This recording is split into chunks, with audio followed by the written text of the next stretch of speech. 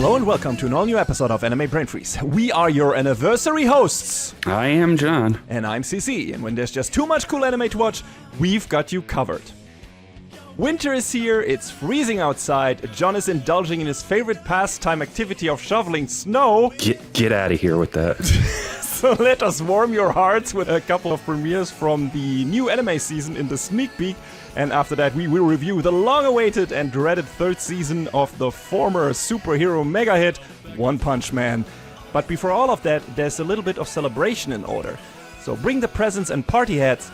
Don't rush your production pipeline or that birthday cake might turn out to be a hollow mess. And definitely don't pause the pod. We'll be right back. They try to hit you. They try to keep you going down and out. So yeah, believe it or not, depending on when we release this episode or when you listen to this, it will soon be, or already have been, our 10-year anniversary for our little show. Hooray! Happy birthday! Hey! Cue weird squeak noise of party favors, horns, whatever they're called. I don't know if I'll edit them in there, but yeah. I'm honestly surprised we managed to keep it going that long. How about you? Yeah, for sure. I mean, because I'm not going to lie to you, there's been some seasons and some shows where I've just like, I don't know how much I realistically have to say and all this and whatnot, but I mean, we've managed to keep it going. And I think us doing the game stuff on the side every so often has given me some reason to keep talking, because, you know, I do still like watching anime, but I just always loved playing games. That's what I got into really first and foremost. Yeah. So, but you know, I will still watch anime if it interests me. We didn't have much last season, but this season we'll get to that. Oh boy. Yeah, we're gonna have so much, especially we're gonna have a lot of shared shows to talk about next season, or whenever the shows that are premiering this season or returning this season are finishing up. Some of them might be 2 core shows, I don't know, but we definitely... Yeah, there is one that I thought was a single core, and I was like, how are they going to do this in 12 episodes? Turns out it's going to be 2 cores, so I was like, okay, so it'll have some time to breathe. I want that to be Fire Force final season part 2, but I know it isn't. Yeah. We'll get to that.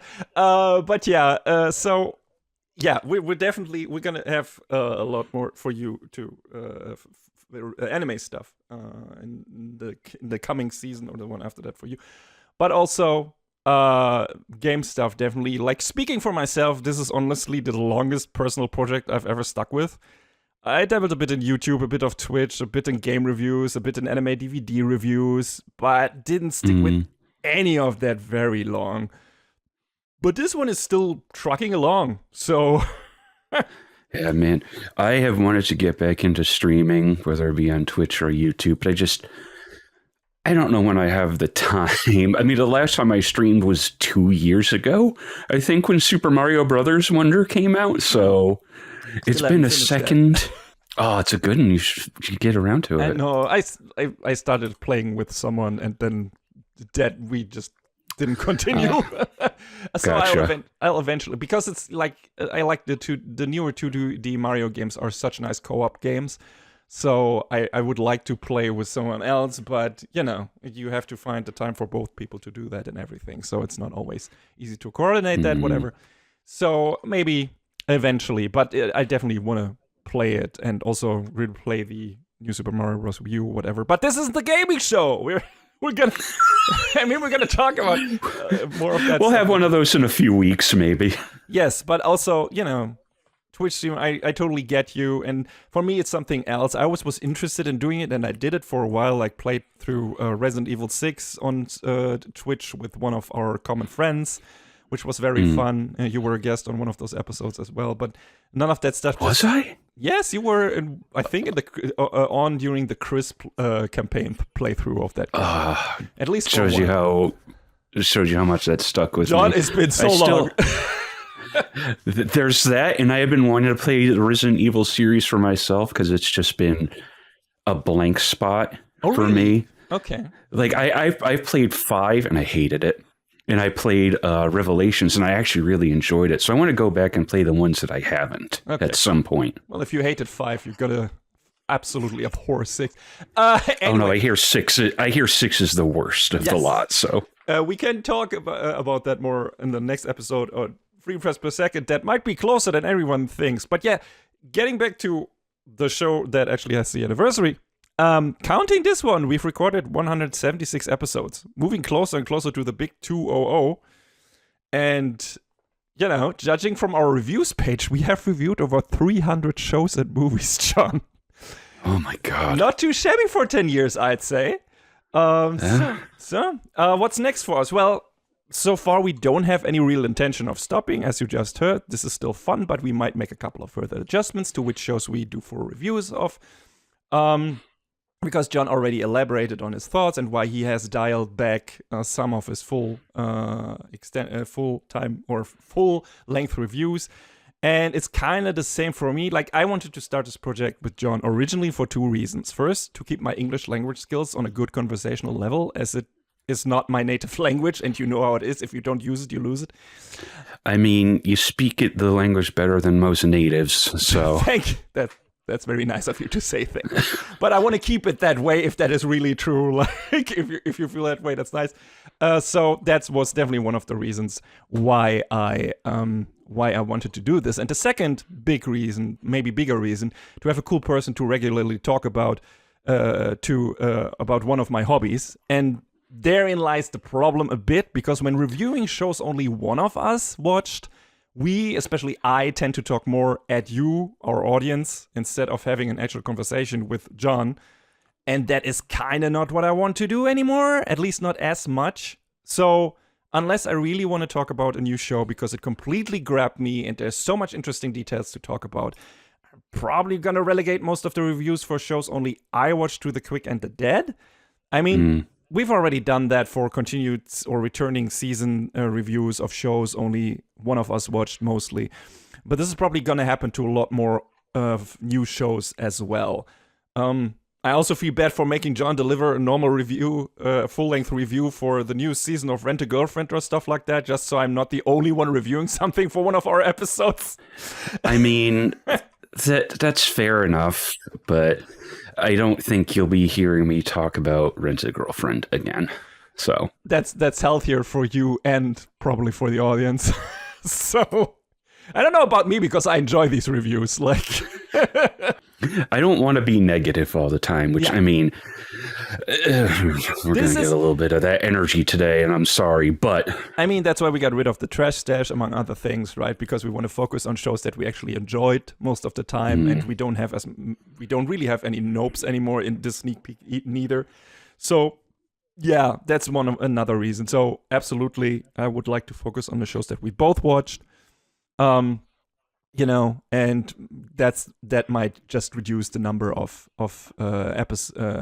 reviews in general, because, you know, when I check out a new show and you don't have a new show you want to talk about, then that's probably going to get relegated to the Cooking the Dead. We'll see how this turns out. Nothing is set in stone. If there is room and enough interesting things we feel passionately about in any show only one of us watch, we're still going to do full-length reviews for those as well, but expect us focusing more on the shows that both of us watched in the future of this project. That might drastically reduce the number of episodes depending on the turnout each season. Like I said, next season we're going to have a lot to talk about, but this season we only have 2 shared reviews, so it's going to only be 2 episodes of Anime Brain Freeze this season. So how we will fill the leftover time? Well, as you might or might not know, and John already talked about it, and I talked about it, we already have a new side project on the same channel called Freeze Frames Per Second, where we talk about all things video games. So that's definitely something we will do. And also, maybe if we feel like this, we will go back and review an older show we either didn't get to in its original season, or what was released, or that was released before we started this project. So, yeah, we'll see. Either way, we're not gonna be, you're not gonna be rid of us yet. I want to thank you, John, for tolerating my quirks and occasional flakiness in certain regards for such a long time, and being a terrific co-host, doing cool reviews, whipping up the artwork for the episodes. That's a big help. And I'm looking forward to continue to talk with you about anime and games. So I hope we get to do that for a while. Yeah, we'll try and keep it going. And thanks for having me. It's such an honor. No, but really, thanks for having me on. We're doing this, and I want to backpedal a little bit because you said having someone cool on the show. Who's that? Now. No self-deprecating humor in this section. And of course, also a big thanks to you, our listeners, especially the people who have stuck with us since the beginning, or even if you just found us. I know we have a small core listenership. I don't know who most of you are because we don't really receive feedback of any kind whatsoever. So if you want to write us an email or leave us a nice comment or review on one of our episodes, that would be awesome. Either way, I hope you'll keep sticking with us, and I also hope we will be able to keep entertaining you, make you laugh, groan, scream at your headphones because you disagree with us, all that good shit. So yeah, on to the next milestone we go, and with that being said, let's move on to the sneak peek.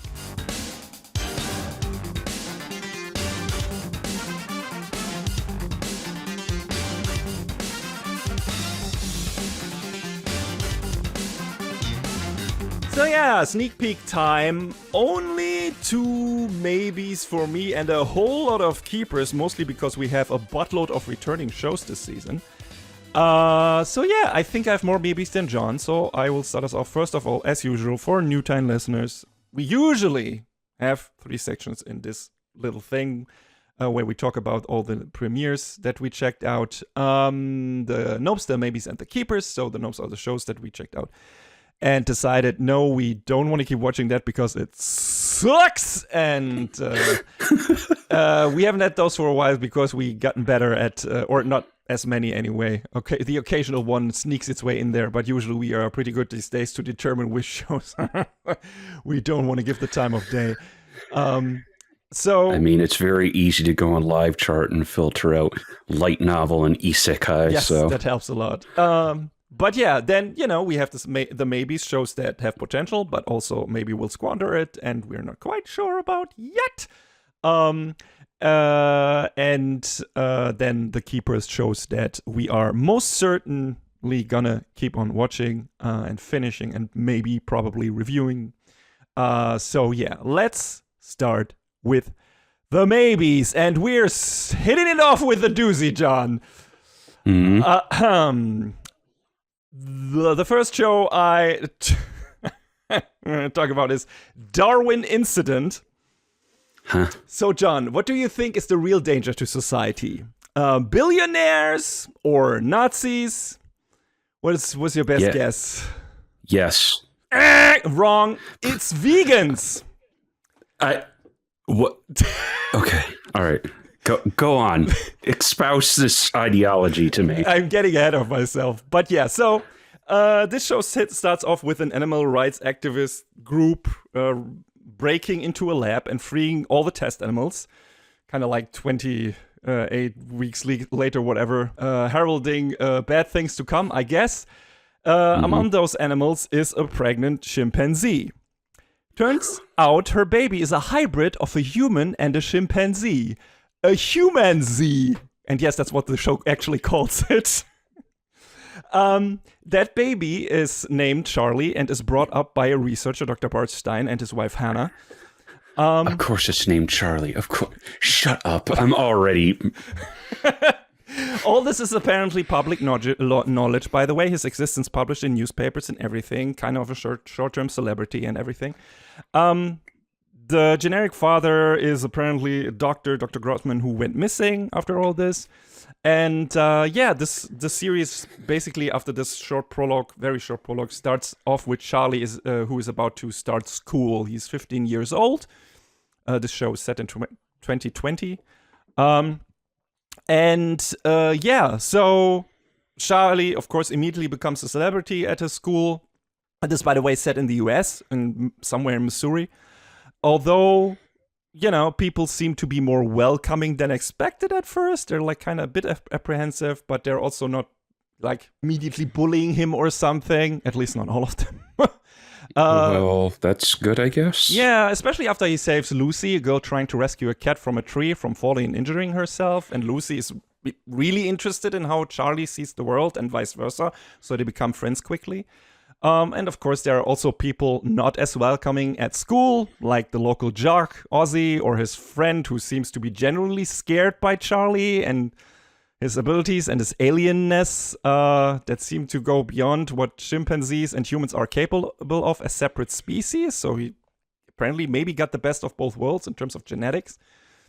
And I think that's also the trajectory of the show. Like that it will turn out that Charlie is combining the best of both worlds. And so there will be factions that are afraid if more human Z's exist, they might replace humans as the dominant species. And there's a lot of this going already on in the first 2 episodes. Upon learning that Charlie is vegan, which he is because his parents are, not because he's a chimpanzee. His parents are vegan and he adopted that, but he's not necessarily adverse to eating meat. He's just, not doing that in a cafeteria. But immediately Ozzy, the fucking bully dude, tries to do and yet you participate in society, curious to Charlie. Oh, God. And, gets more than he bargained for. There's this great exchange, he asks Charlie, if a mouse carried a deadly disease and was about to bite you, would you shoot it? Trying to prove that he's a hypocrite for being vegan, whatever. After all, vegans believe that all lives are equal. And Charlie replies basically with, yup, and if you carried that disease, I'd shoot you too, because otherwise I'd die. Honestly, kind of based. Fair. Charlie is very matter of fact in that regard. I'm not that much of a fan of his design. His face and eyes are weirdly expressionless. Yeah, I just looked at a pic and I was like, ugh. Yeah, and it doesn't make sense because neither chimpanzees nor human faces are like that. Both have very expression-heavy features. So that's a weird design choice. I guess it's to make him seem more alien, but the show should be able to convey this without robbing the character of any way to express emotions with subtle gestures. So that's a bit of a weird choice, maybe due to story purpose and whatever, but it seems a bit like a cheap trick. And yeah, the best thing, quote unquote, is how fucking blunt, pure bluntness on this fucking show. The other big party in this, or the big important faction in this, are of course the radical animal activists who kicked all this into motion and are still working in the background. They're actually they call the Animal Liberation Alliance, and they want to recruit Charlie into their war, as it turns out. And they're portrayed as these dangerous fanatics and frankly idiots. So PETA with guns. Yes, they bombed a restaurant where people can eat meat and a little girl gets killed. And, stuff that always happens in real life. And considering that Japan has a difficult relationship with organizations that try to stop them from hunting whales, for example, this feels like a rather one-sided hit piece.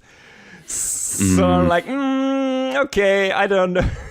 Did the author grow up as the son of a fisherman? I don't want to make assumptions, but immediately it's holy shit, this is so... I mean, he's probably an allegory, but, And, the police immediately suspect Charlie of being connected to the ALA as well. And, again, this could also be a very, very unsubtle allegory about xenophobia and paranoia, but... I worry that these kind of heavy topics are way beyond the creator's writing capabilities for me to take this show seriously. I mean, this could turn out to be a neat sci-fi story about an unusual friendship between Charlie and Lucy, right? Or it will become an absolutely misguided trash fire. I'm kind of interested in both, and currently expecting the latter. As the script already contains such gems as the line uttered by one of his classmates, Charlie is vegan, right? Does that mean he is linked to the terrorists? That's quite a jump. And we actually have a guy, the guy who is immediately afraid of Charlie, and when they talk about like what the terrorists are doing and everything, he's like immediately complaining about, hey, we're pandering to religious minorities all the time, so this is no surprise that this is happening, and we're not allowed to say Merry Christmas anymore. That's literally in the show. And like, oh my God, what? Oh. And we're like, okay, the show is obviously portraying these characters as idiots and the bad guys because they're xenophobic assholes, but it's also like, I wonder if it's still trying in the back to have them make a point or be like, hey, they kind of got a point. So I don't know how to feel about this yet. This is so fucking wild. It's like, John, I'm getting major Babylon vibes from this. Do you remember that show? Oh no! That started out I forget. I just woke up like a sleeper cell when you said that name. It's like I watched the first episode, a couple of minutes of the first episode. Oh, this is really interesting, and this could be a cool, nice sci-fi fantasy, with a bit of political intrigue and everything, and mystery and conspiracy and stuff. And then the second episode's hit, and all this crazy bullshit with the vegans and everyone like on social media correlating vegans with terrorists. And like, yes, thanks Darwin Incident for finally telling us about the real danger to society. It was about time. So absolutely unhinged. Absolutely, yes. This is the most unhinged premiere I've seen this season, and that is saying a lot because we got a lot of other crazy shit in here too. So I don't know what is gonna happen with this. Is I'm gonna continue this, or if it gets too stupid for me. But right now I'm thoroughly entertained by all the nonsense happening on screen, and we're just to find out if this show is gonna have a point, or if it's just gonna be Charlie actualing his way through this entire show. So what we will see. It's gonna be a fun ride, I guess. So maybe, but that's why it's still a maybe. So yeah, fair enough. I talked already longer about this than I expected, but yes, it's a crazy show. So if we want to go along for the ride, dear listeners, maybe check out Darwin Incident. It's crazy. All right, John, what is your first and I guess only maybe?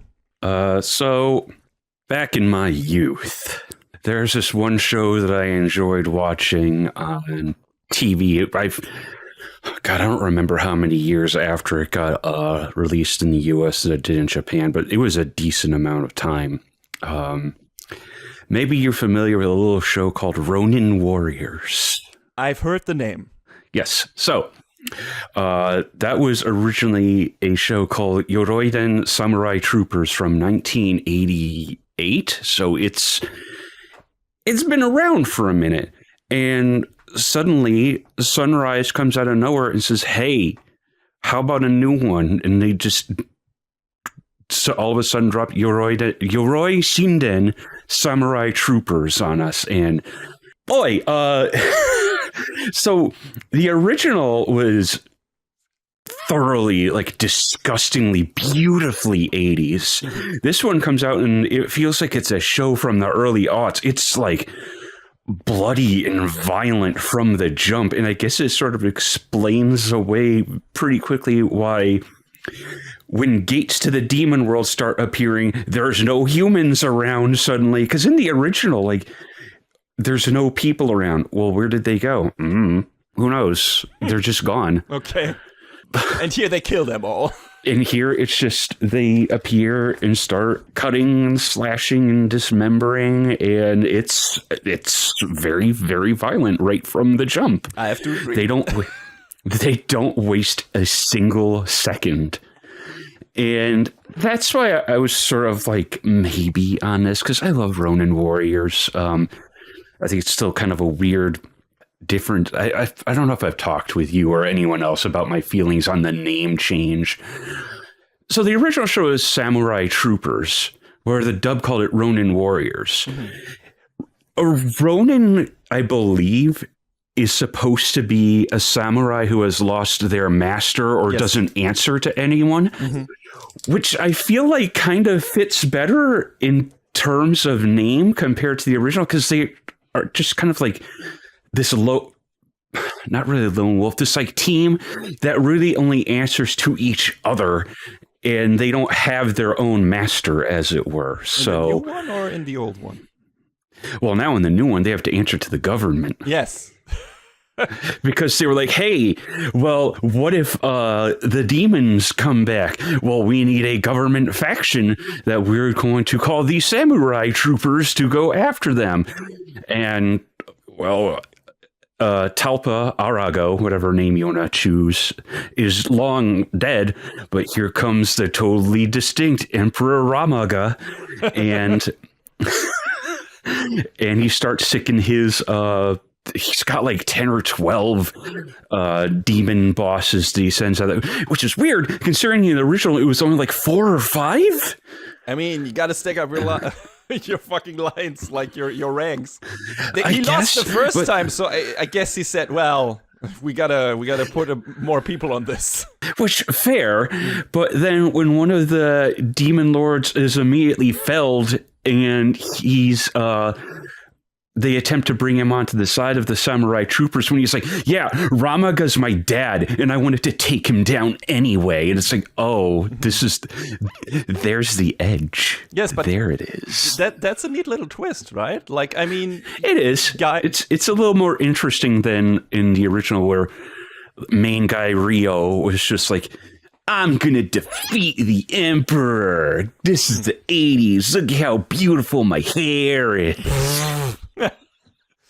And you know what? I love the original show for that. And I haven't gone back and rewatched it, but it was one of the last things I bought from Right Stuff before Crunchyroll payment ate them up. So I've got it on Blu-ray around here somewhere. Interesting. But yes. As far as I know, we never got this over here, so I have no familiar with this whatsoever. So I went in completely blind. Watching. That's surprising, actually. I thought it was a bit more widely available. Apparently not. Like I said, didn't ring a bell. And I heard the name because I was aware this aired in the US, but I don't think I've ever seen it over here or come over here or whatever. So it was really interesting to me. It feels very, Super Sentai, Tokusatsu, right? And, It definitely has that vibe to it. Yeah. And, but the twist of Guy being the prince of the demons, I guess, is pretty neat. It's pretty unusual, I guess. And also him basically being stuck in the 80s. Like, because since the portal to the demon world were closed and it was open the last time in 88, the show keeps that, like, in sync. Like, it's like, okay, the last time this happened was in 88. This is an actual sequel, and, all this time has passed, and now it's back, but the demons are stuck in the fucking 80s. So they still they're listening to 80s J-pop, and it's great. They listen to 80s J-pop and J-rock. They still use VHS. They apparently have... That's right, yes. They apparently have rock concerts in the demon world, which is also awesome. We had this information about parts of the demon world rituals. Someone taped over it, though. Yeah. I think that was the most important part. The humor in the show is kind of off kilter and fun. Like, I didn't expect it to be that kind of. I like the jokes are really good. Like, apart from your standard stuff, but I liked it. I like the banter. I'm not super sure about if the episodes will be varied enough yet, because so far all of this has been set up, right, in the first 2 episodes. And we just got our team together because the first Samurai Trooper team we had, the old one is not around anymore because it's been too long. But there's still posters everywhere that are like, hey, do you remember? Yes, do you remember? And I'm sitting here like, yes, I do. Okay. Yes, and they have these poster boys that are actually assholes and only in it for the money, and they get their comeuppance. So it's fun, and I'm interested to see where this goes, at least for 1 or 2 more episodes. I just wonder if it's gonna be like a Monster of the Week show, which I assume the old one mostly was. It kind of was, but then there were some twists and turns in there that made it a bit more interesting towards the middle and the end. So, like, this is the show I was talking about. I was like, well, if this is going to be 12 episodes, then Jesus, but it is going to be 2 cores, where the original, I think, was like was like 38 or 40 episodes. It was a weird number, but it had a bit longer of a run. So they had enough time to be like, well, I don't want to give it away in case you ever want to go back and watch, but like this happened, but then this happened, and then, oh, this happened. There's a lot of things that go on. So it's a neat watch, at least. Interesting. So, yeah, I'm definitely interested to hear your thoughts on it when when it's done and how it stacks up, compares to the old show and everything. I don't know if I'll stick with it till the end, but I'm definitely gonna check out a couple more episodes and see how I feel about it, because it's interesting. I'm not super happy with the artwork and designs and everything. But I find it interesting the way the characters pop off the backgrounds, like almost like they're not like cell shaded, like, you know, you would see in like a game, but just how brightly colored they are, and the outlines are a lot thicker compared to like a lot of other shows I've seen. I don't dislike it, but it's definitely different compared to a lot of other stuff you see. Yes. I'll see. So far, the animation definitely holds up. Like Sunrise is putting the work in.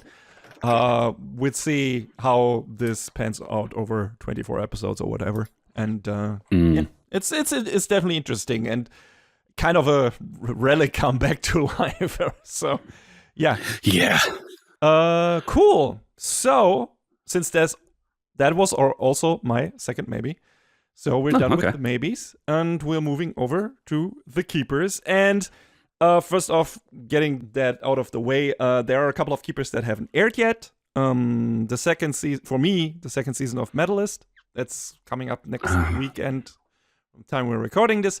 The second part of the final season of Beastars is also coming up. And, of course, the big one, JoJo's Bizarre Adventure. The run is scheduled to start airing in the middle or end of March.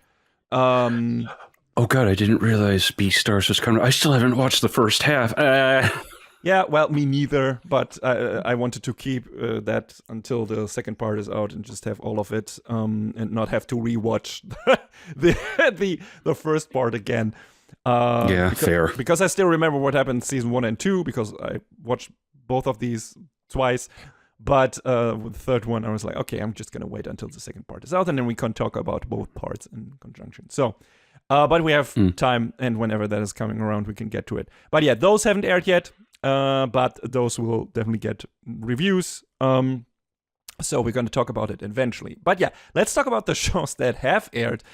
And there's going to be, I'm going to start us off with the first show, which is the second season of Hell's Paradise. A lot of returning show this, and I will say to this, what I will say about a lot of the returning shows this season is I need to rewatch season 1. Like, I barely remember what happened in the previous season. That is not saying any of these shows were not memorable. It just means it's been too long. I watched too many shows, and the long-term memory space on my mental hard drive has become very sparse. So that's why I feel like, okay, it doesn't make much sense to watch the first episode of that, because I will be constantly like, who was that again? What happened last year? Where were we? And I like watched 5 minutes of this and was like, no, that doesn't make sense. I'm going to rewatch the first season or listen to my review of the first season to get caught up again, or read a summary or whatever. But this... it's a keeper. I'm gonna watch this. I remember really liking the first season of this, so that's definitely gonna continue. And it's a MAPPA thing, so it looks good. So definitely gonna get back to that and probably do at least a quick review of this. Yeah, but you're gonna hear me repeat that sentence of I have to rewatch this and that a lot during this section. John, what is your first keeper? Oshinoko is back, season 3. So this takes place about, I guess, 6 months after the end of the previous season. Things are going a little, maybe not so good with between Memcho, Kana, and Ruby, because Kana and Ruby are sort of like, it's not clear if they're super into what they're doing, but they definitely have their ulterior motives, and Kana is a little sad because Aqua started dating this other actress that she had a rivalry with. So, it's a little rough for her. Tension. But yeah, B Komachi they have their problems as a group and as individuals, but this just moving forward with the good old show business, as it were. It still looks great. I'm not sure how they're going to resolve some of the threads they opened up last time, because they closed up a couple. Did they I'll already close up the setup of the murder mystery, or is that still in the background? Yes, but okay. So they're still okay. Yes, because Aqua kind of got his closure, but now Ruby is doesn't have hers. Okay. So that the lens has shifted a little bit to the right. So interesting. But yeah, I didn't think I'd be into this show just because it had such a weird setup to begin with, but the characters are interesting enough, so definitely good to keep going with it. Nice. Yeah. So what you got next? Another returning show. My Hero Academia Vigilantes Season 2. Now that MHA proper is over, I will talk about that in the quick into that in the next episode. Well, almost. We're still getting an epilogue episode. I'm very glad that I don't have to leave that universe behind yet and can spend a little more time in it. And we're just picking up immediately where we left off last season. The heroes, not our main characters, but the heroes, faction, society, whatever, are still trying to find the main distributor for Trigger, the drug that makes quick users stronger but also more violent and or has them to go berserk. On the sideline of this, our vigilante troop, mainly currently focusing on Popstep and the Crawler, Koichi. Knuckle Duster has not been in the first 2 episodes yet, but they are doing their own thing. Popstep started doing that. That idol group thing, supporting the community, and they're doing a gig at a job fair or whatever, and something else like advertisement fair, like some kind of thing, some kind of presentation of new products and whatever. And she's like the promoter for that, and then shit goes haywire because at the same time the heroes are investigating one of the shipments leading to that venue, and apparently there's some trigger being hidden in certain boxes, and then they find a new villain and who's responsible for this, and he can slow down time or completely stop it, which is a very cool scene. We haven't gotten his name yet, I think, but when he uses his quirk, that's looks very, very cool and scary. And we also have a new hero character, the self-described police babe, Monika Kaniyashiki, who can cut things with her fingers like a crab. And so this is, there's a lot of fun to be had in the first 2 episodes. Pretty low-key, like the first season of Vigilantes was. It's not like this big, overarching superhero story with, the students on the one side and all for one faction on the other side, and everything like fate of the world is in the is at stake and whatever. It's just low stakes, very small main cast, and that's nice. It's nice to have this kind of story in this universe, and this being a prequel brings, of course, some problems with it, as in some characters are just safe, right? That they will get out of whatever peril they are put in unscathed because they're in My Hero Academia Prime. So they have to focus. If they want to build some tension, they have to put characters in peril that are new to this show. So that's also happening in this episode. So, but yeah, I'm interested. I really like the main cast of this. I like Popstep. I like Koichi. I like Knuckle Duster and hope he returns soon. Yeah, I'm just in this. Like more superhero stuff, and it's well animated, of course, because it's Bones and cool OP, everything, and yeah. Definitely gonna keep on watching more My Hero Academia, even if the main show is already over.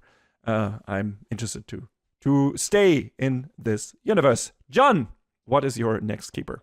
Next keeper, it's got to be Golden Kamuy.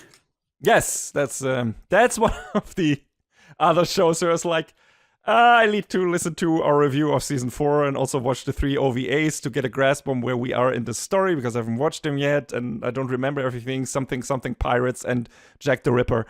Like, okay, all right. Yeah, when they picked back up, I was like, I was sort of able to get to that bookmark in my head. I was like, right, they were in Sapporo. They were going to figure out how to decode the skins. Jack the Ripper is there. He may or may not be Jack the Ripper. We're not sure.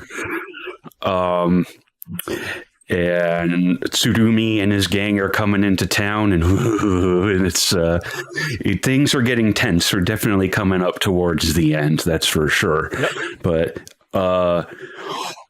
I just watched the 3rd episode this morning, and I don't want to give too much away, but holy Jesus, dude. They're going nuts. I mean, they're always going nuts in that show. That's not really a surprise. No, you'll understand when you watch. It's going crazy now, but man, I don't know what I could say other than that, but I didn't check out the OVAs either. I want to go back and see if there's anything that essentially is essential to fill in any blanks. But I'm surprised I was able to sit down and be like, oh yeah, no, I kind of remember what was going on once we started rolling with that, because they just were like, we're just going to keep moving. We're just going to keep going. And I was like, all right, okay.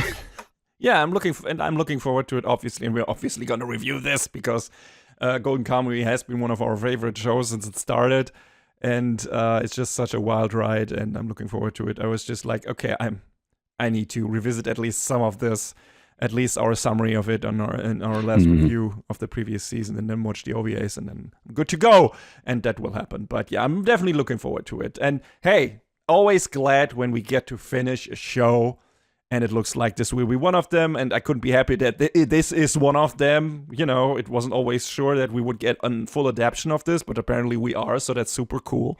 So yeah. Yes. Super happy. That's what I'm most glad about. I still lament that it didn't stay with Geno Studio, because they definitely, like, the first season was tough. Mm-hmm. Oh yeah. But then after that, they definitely showed, no, we have the talent to make a good show, and then I got handed off to Brains Base. You know, they have been doing a good job.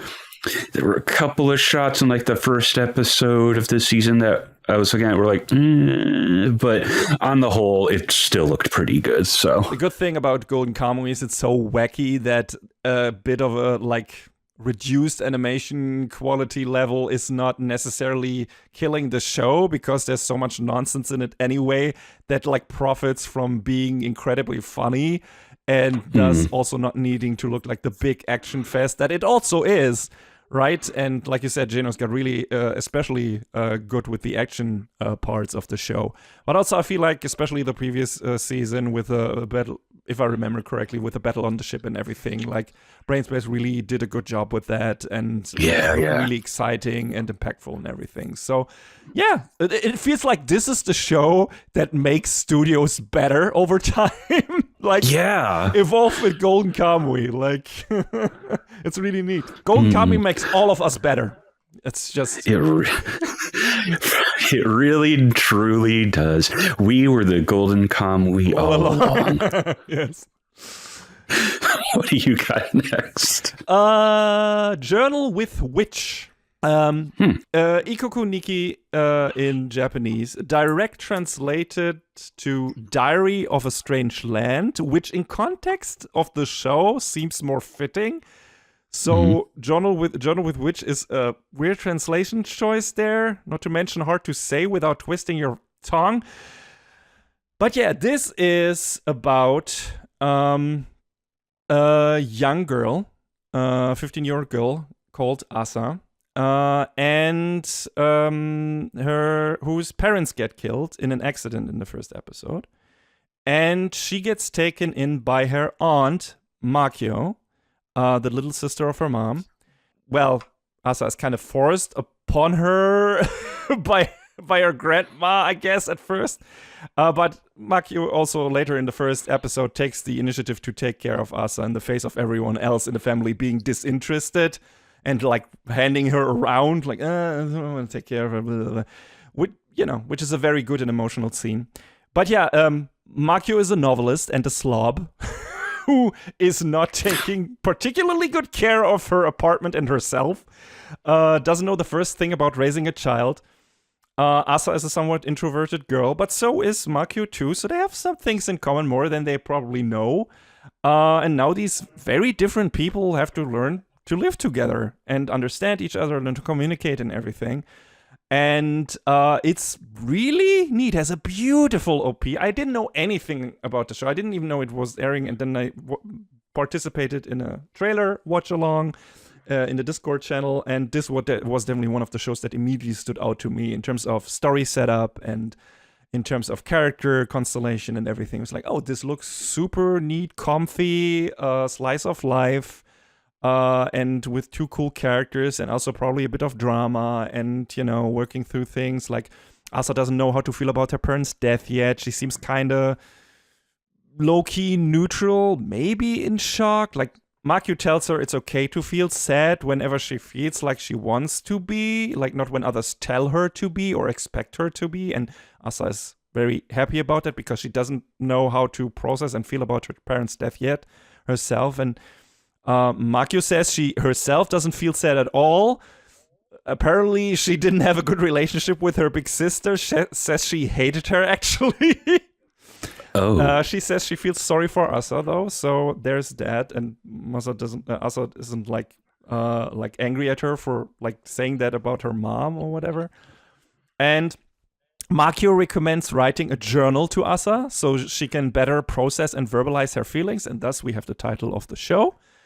And because, Asa has a very vivid imagination, and she sees her, whenever she looks at Makio or has like an interaction with her, she's like imagines herself in a different like foreign land. Like, for example, when she and Makio and a friend of Makio's eat dinner, she imagines herself as like this Oriental bazaar, and she's like her aunt is a complete enigma to her. She doesn't understand her. She like has so many new experiences when like watching her and being like, oh, this is how adults can talk to each other. Which like Makio has a very normal conversation between two women with her friend Nana, who she calls Daigo because that's her last name, but she just calls her by her last name all the time, which is fun. And they have like this really normal grown-up women talking to each other, and Asa is completely like flustered by this because she's like, adults can actually talk like that to each other, which tells you a lot about the household where she grew up in, like, or about her mom and how she interacted with her maybe friends. Maybe she didn't have any, I don't know. But that I will be interested to find out how that actually came to be. But yeah, she's like completely enamored and fascinated by her aunt, and is like, okay, this is really interesting. And first episode really emotional at a certain point and really pulled at my heartstrings, and it already starts really strong, like because Asa is partially narrating the episode because she's writing in a diary, right? But also Makio is partially doing it because she's a novelist. And there's like this great line when she it's a small apartment. It's not really made for two people, so Asa is sleeping in the same room that Makio is working in and writing her novel. And she's talking about how she types in the words and everything, and then her final sentence is like, before she falls asleep, "Here I am alone, sleeping next to the throne of a queen from a strange land. These nights are my favorite."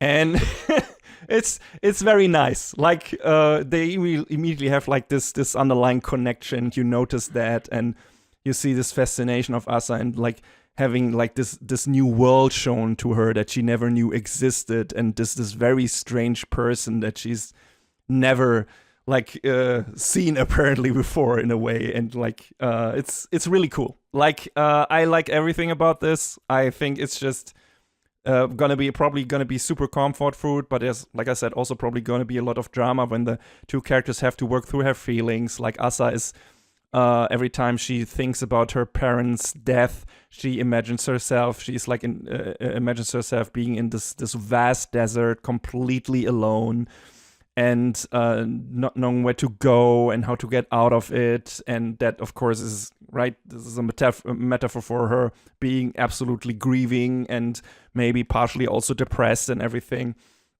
and trying to find a new way in life. And Makio is probably going to help her with that. On the flip side of this, Asa is probably going to help Makio working through certain unresolved feelings toward her big sister. So yeah, I am super interested to see where this goes. It's super low-key, of course. You know, it's mostly dialogue-driven and everything, but it's a super pretty show.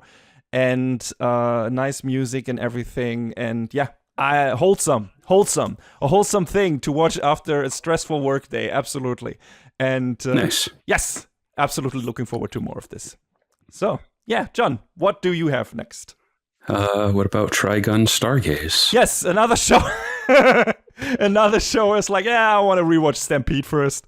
Because even though I loved it, I know I loved it, I memory hold pretty much all of the first season. I remember bits and pieces like, yeah, this with knives happened and this, and these characters were in it, these weren't, these characters were new and so on, and Orange just fucking delivered on all fronts. But that's also one of the reasons why I want to rewatch the first season, because I feel like it has been long enough that I can like, yeah, just gonna go back and marvel at these visuals again. And yeah, so tell me about the first episode or episodes of Trigun Stargaze. Do they pick up immediately where they left off? What's going on? So it's been 2.5 years okay. since Lost July, and Meryl is on the search for Vash, and Millie's here now. Millie is here now. Yay. Yeah, I saw that. I was very happy about this. They have a standoff in a bar, much like the original series. Just so you remember what the show is all about. They're trying to get a snack, and it gets shot up, and they got to take out the trash. Yep. So they are on the search for Vash when they catch a hint that, you know, they might know where he is. And who should they literally run across, literally run over in the middle of the desert? But Wolfwood. Yes, of course. And they send him flying. Oops.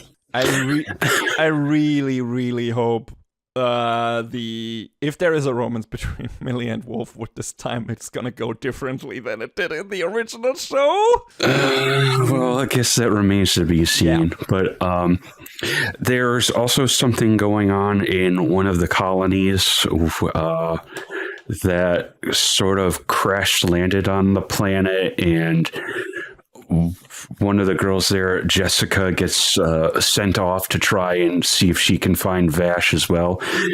And she finds him, but he's like almost catatonic. All he's doing is standing at this piano, playing one note over and over. And he was found by this hulking, huge dude who is like a cripple, and he can only move around on wheels. His name is Hoppard. Mm-hmm. Who's, if you know some of the original, you might recognize that name. And this sort of mirrors, I believe, a little bit of the story that was told in either the manga or in Trigun Maximum. Because Hoppard was caring for this blind woman in July, and then July got nuked. So Hoppard, not realizing that this person is Vash, then when he finds out who he is, well, the grudge sort of starts to come out. And he says, listen, I am going to kill this girl at sundown if you don't kill me. But we all know what Vash is like. So And that sets off another standoff in the middle of the desert, and a bunch of things happen there. And, you know, this is not as goofy in parts as the original show. So there's some not so happy stuff that happens in there as well. But it's an interesting twist on the story. Like I said, I think parts of it borrow from Maximum, but not fully. So there are some reflections of it, but it's not. It's still its own retelling in certain ways, though. And that's good, right? Like, that doesn't like detract from any of the source material that they borrowed from. It still can live as its own thing, and it's not really interfering with that. So it doesn't have to adhere to all the stuff that has come before it. It's just gonna be a neat remix. And the first season already pretty much felt like that. So that is neat. I'm interested to see what they do with the familiar characters and potentially with the new characters. Does it still look as good as the first season did? Oh yeah, nice. Like it took me off guard a little bit because there were a couple of scenes at the beginning that were like traditional animation, but then they started to get into the CG, and I was like, okay, this is what I was expecting, and it's orange doing orange, so it looks good. Nice. That's I'm looking forward to that. Of course. So, what else you got? Yes. Another show we're probably both gonna watch. Fire Force Season 3, Part 2. Yeah. This apparently is the final season we're gonna get of Fire Force, which is wild to both of us. We already talked about that in our review of Season 3, Part 1, because apparently there are like 88 chapters left at this point. I don't understand how they're going to cover that much unless they're like, psych, there's a movie as well. Maybe that, but also it's super noticeable that they are hitting the fast forward button in these first 2 episodes. It's like, especially in the second one, it moves so fast. And I looked a little bit into it, where it's like some of the stuff they left out. Apparently the flashback stuff with Benimaru and his former captain, or his chief or whatever, is a lot longer in the manga. It's like 2 or 3 chapters or whatever. That flashback alone, and I feel they cut that down heavily, which of course kind of detracts from the emotional impact. And this is what I was worried about when I heard like they're gonna super streamline it and cover all this so quickly. I expected to also a lot of this being fights, and that's why it's easy to cut it down. But they're also cutting some of the story stuff apparently and taking some of that out, which we'll see how it flows. Like, the pacing of the first season wasn't great. It partially felt way too slow and partially too fast. So maybe it's a bit more even this time around and just fast in general. Though I'm happy to report, at least when it comes to the first 2 episodes, the animation quality seems to be better again. Yeah, it does. Like the fight between Benimaru and what was his name? The former chief, Hibachi. That looked really good. Also, really interesting stuff they do with the backgrounds there, because it suddenly turns into this classic Japanese painting style. Yeah, I thought that was cool with the water. Yeah, super cool. Looked super cool. And I love that one of the characters points out, why does the water look different? That's definitely something I would expect from David Production. That's definitely one of the things they like to do, just inserting cool, out there visual styles into their shows that make them look very unique. So, I hope this is a thing, this is gonna stay like on that baseline or get better, which is one of the things I like hope for when we reviewed the first season, that the first part of the season that we both were not happy with. And it was like, maybe they're saving a lot of the people who deliver the best stuff, like the key animators and stuff like that. Maybe they're all working on the finale of this on the last couple of episodes, so we get a big action blowout that looks really good. It might be that. Like, Yeah, I hadn't looked into the staff situation yet, so I'm not sure. But also, it might turn out that all of them just worked on fucking JoJo's, because the first trailer for Steel Run looked really good when it comes in comparison to other JoJo shows. So maybe they just put all their A-team on that show. I don't know. And that's gonna have a lot of episodes, because that's a really long arc in the manga. I don't know if it's the longest, but definitely one of the longest. So, we'll see. We'll see how it turns out. I don't know how many episodes this is gonna have. I didn't look this up if it's like 12 or more. I'm seeing 13 here on live charts, so yeah, we'll see how we feel by the end of it. It might feel super rushed. There's some interesting things happening in the first episode. Like, I was partially wrong about this, what I assumed happened at the end of the first part. There's something else happened, but also sound. Yeah, that was kind of interesting how they explained that. Yes. So I also expected them that some of the stuff that they took that out, like they skipped 3 months. But apparently those also weren't in the manga. The time skip was already in the manga, so it's nothing they took out there apparently. So interesting. I don't know where we go from this. But yeah, it seems to look better, but also to be careful with that because the first episode of the previous part also looked really good. And then it went downhill from there. But hey, we're almost done with this. And even if it doesn't end on a great note, then that's how it is. But I'm still happy to have Arthur in my life. And of course, he's the only one who checks what's going on in this with Shinra and everything. How was he the only one who knew? And he didn't say anything. Because he's a secret genius, but also an idiot. Like I'm just sitting there like, Arthur, I love you, Arthur, but come on. I mean, he did say things. They just didn't understand him because he put it in his usual weird way. Like he said, it's Shinra, but it's not Shinra. Yeah, what are you supposed to do with that? Like, if that's all you're getting from him. I guess, but like, shake some sense into the boy. But yeah, it's nice to see those two, like, finding common ground and everything, and they're, actually being. Yeah, it was nice to see them not fighting for once and actually talking. Yeah. Was cool. So I liked the first 2 episodes of this. I thought they were like a good return to form in the character department, and the stuff with Iris was interesting and everything.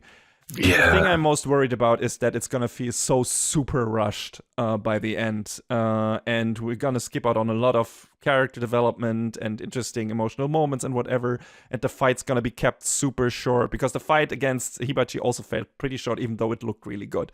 Like, it felt like this should have been like an entire fight for 1 episode or whatever, and it was not even half an episode.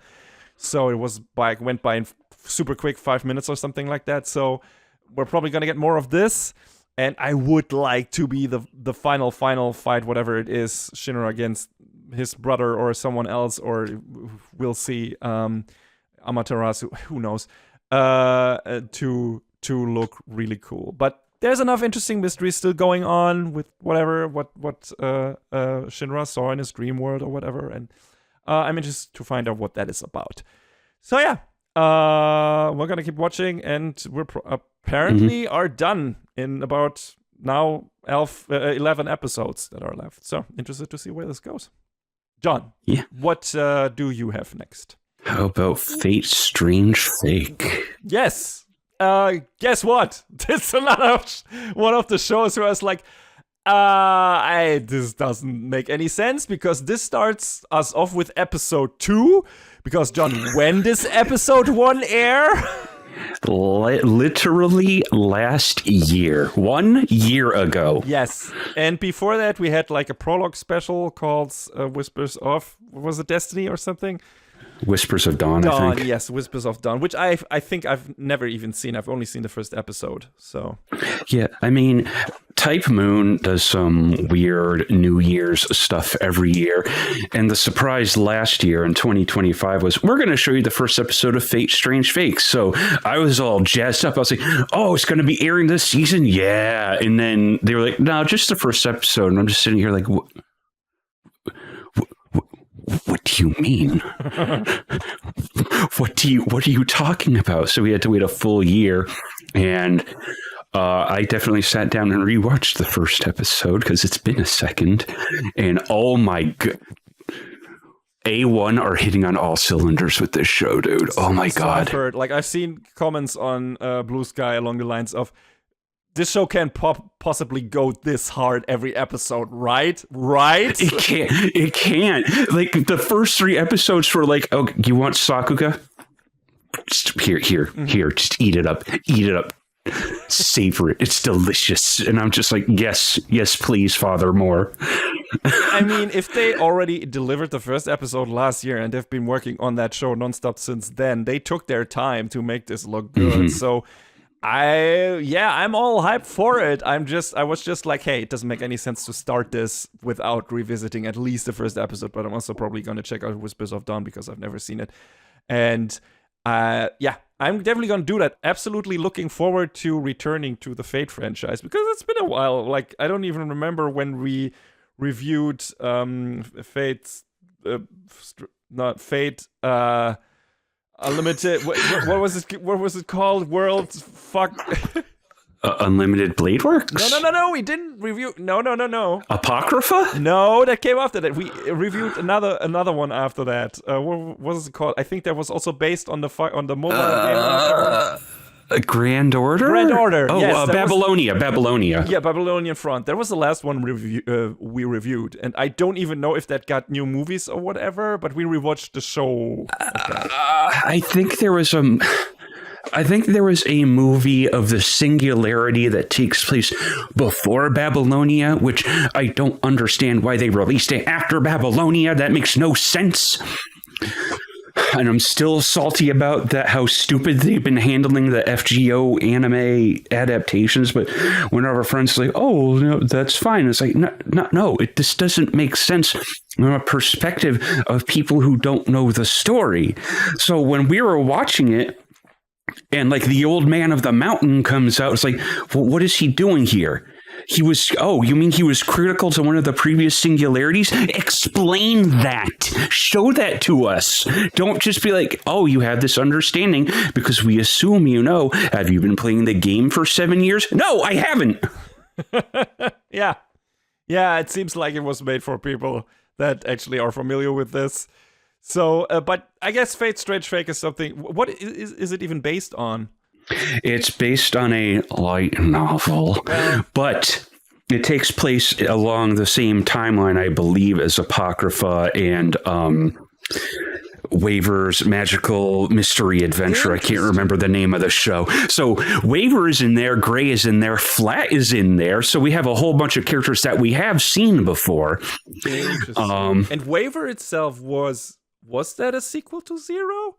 Was that set in the same timeline or was it slightly different? I don't remember. I believe it was. Like, I'd have to sit down and look through it, but I believe there is a linear path from Fate Zero to Fate Stay Night, which then has its branches to Blade Works, Heaven's Feel, and whatever. I heard they're great. Yeah, same. I have the Blu-rays, but I haven't watched them. But I believe that it has those branches, but then whatever branch is considered the quote-unquote canon, then I believe that leads into wherever Apocrypha and the case... What was it called? The Case Files of Lord El Malloy? Yeah. No, I think I'm mixing up names with the Case Study of Vanitas. Maybe. But yeah, I believe there is some sort of linear path from Zero to Stay Night to this, as far as I understand. Because I think this takes place after Apocrypha. The Grail War is now in the United States. Interesting. And we're following this. One of the main characters is this girl, Ayaka Sajo, who has basically been cursed by the Einsteins to have to participate, who has been forced to participate in the Grail War. In this Grail War that wasn't supposed to have a saber, so it was supposed to be a false Grail War. But guess what? There's a saber all of a sudden. Oops. So now it might actually be a true Grail War. And meanwhile, Waver is sitting back in the clock tower trying to figure out what the actual heck is going on. And Flat is a master now, and he's like, what are you doing? Why did you become a master? And one of the guys talking to him is like, so I see the student has learned from the teacher. And he's like, and Waver's like, you know what? You're right. You got me. So there's some interesting stuff going on with this one. Like the animation is incredible. We have suddenly a dead apostle who might be a master, and that is not okay by the church. So we have a battle priest coming out, and he might be one of the best characters in the show. He's so awesome, and there's just a lot going on with this, and it looks so good, and I am super jazzed for this. I've been waiting a year probably closer to 2 years for this, because Whispers of Dawn, I think, was a special that came out. It was like one random summer. I want to make sure I have my timeline right. Yeah, it came out in July of 2023. The first episode aired in January of 2025, and now we're getting the actual full story. And I've been actually ready for like a proper new story, a new Grail War. So I want more of it. I just want to see more of it, because there's so much cool stuff going on with it. Sounds good. I am absolutely looking forward to it. I want some Fate Sakuga. I'm going to get on that as soon as I revisited the first two-ish episodes. So yeah, joining you soon. Yes. So, what else you got? Something you got as well, the second season of Frieren. Yes, we both very much love the first one. We're getting a much shorter one, apparently. Only 10 episodes this season, which is like, okay. I don't know if it's like only a one core, or if it's just gonna be dead for the foreseeable future. Like, we'll see what happens there. But yeah, just back 29 years after Himmel's death. I don't know if that's exactly where we left off, but I think so. I believe it is, yeah. Yeah. And it's just, the first episode was just the usual slice of lifey stuff. The girl, the gang going on adventures, misadventures, like falling into a cave full of crystals that negate magic, and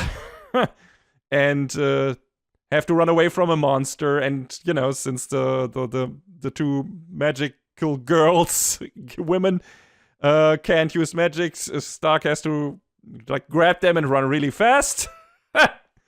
So yeah, it's sometimes you got to pick your battles. Yes, like it's got the usual good mix of humor, especially on Frieren's side of things, like her actually managing to get up early just to collect that stone that is worth a lot but blocks magic, so it's kind of worthless to them.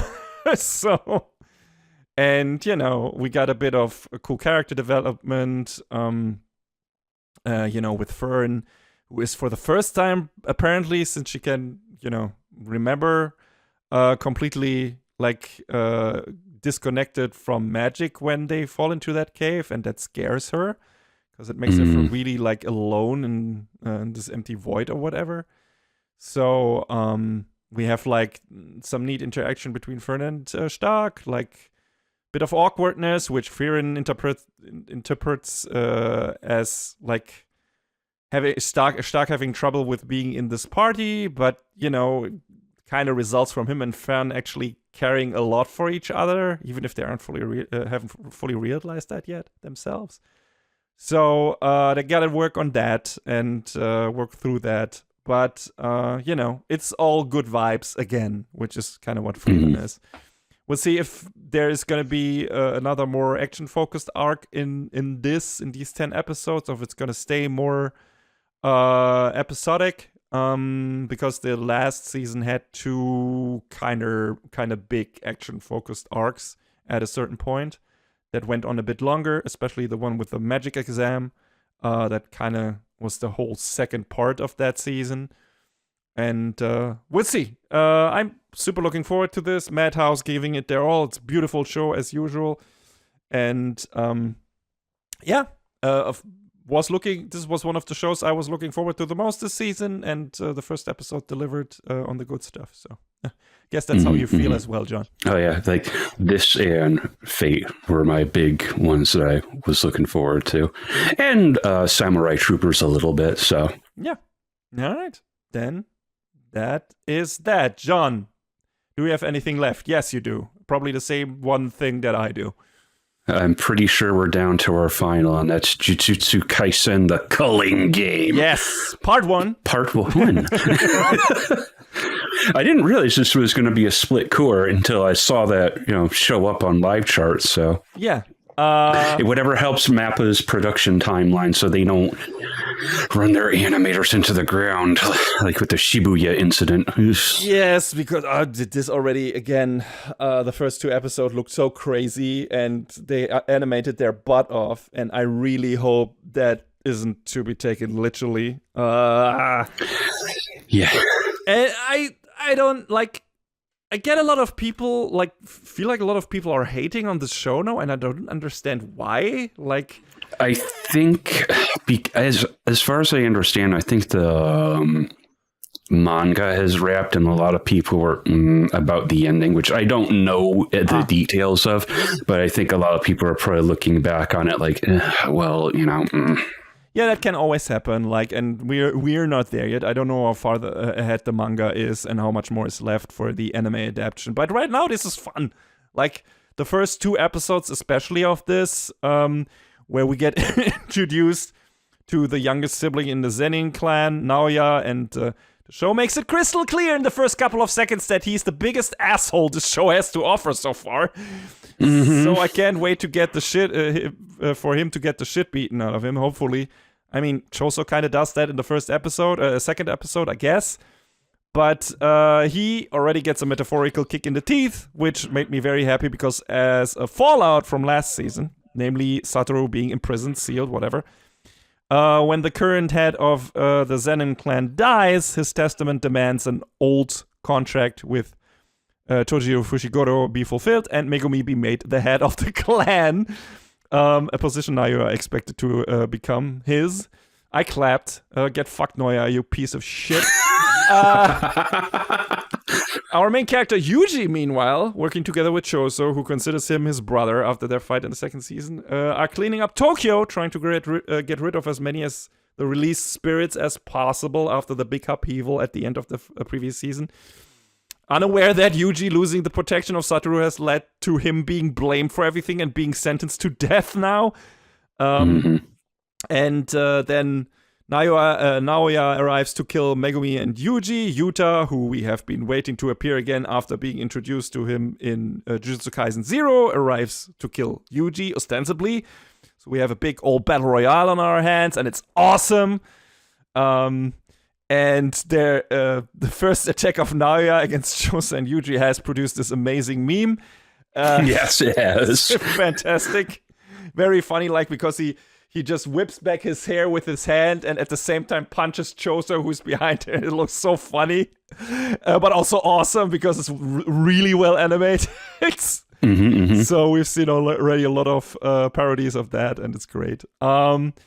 But yeah, a lot of things are happening in the first 2 episodes in regards to that. We have this new status quo, and then we learn about the Culling game, which is the guy who is inhabiting the body of Geto, which we weren't really sure about in the previous episode. We now learn that, or have learned, that's his, what was his name?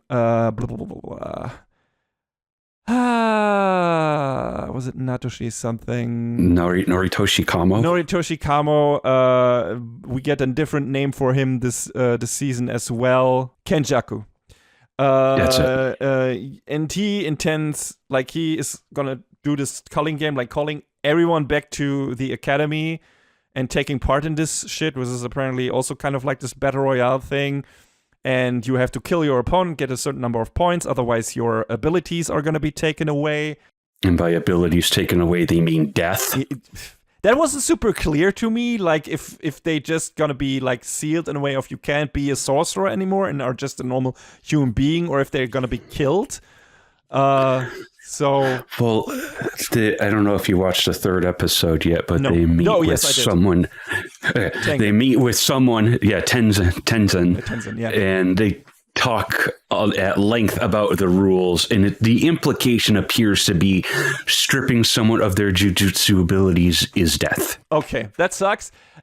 So there's no easy way out for anyone, and Megumi asks Yuji to come, and also Yuta, I guess, to come back, and Choso's helping too, and come back and support him to get certain people out of it. We also have Maki, who is back with short hair and a lot of scars, which is awesome. I mean, it's like...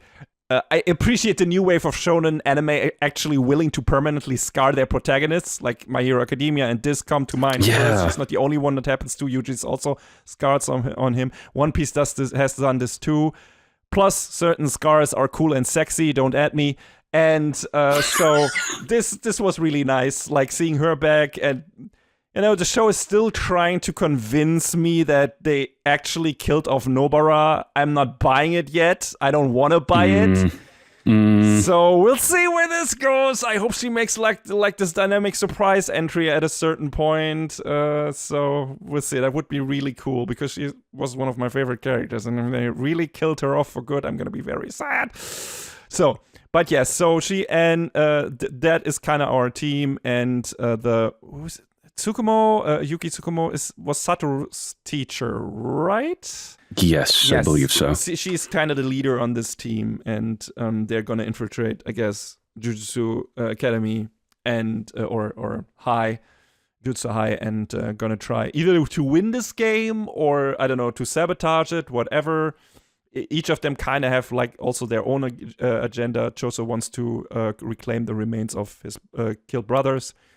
And there's some other things that are going on. So interesting to see how this shakes out. Like the third episode was like this giant-ass exposition dump, which could have been handled better. Was a bit inelegant.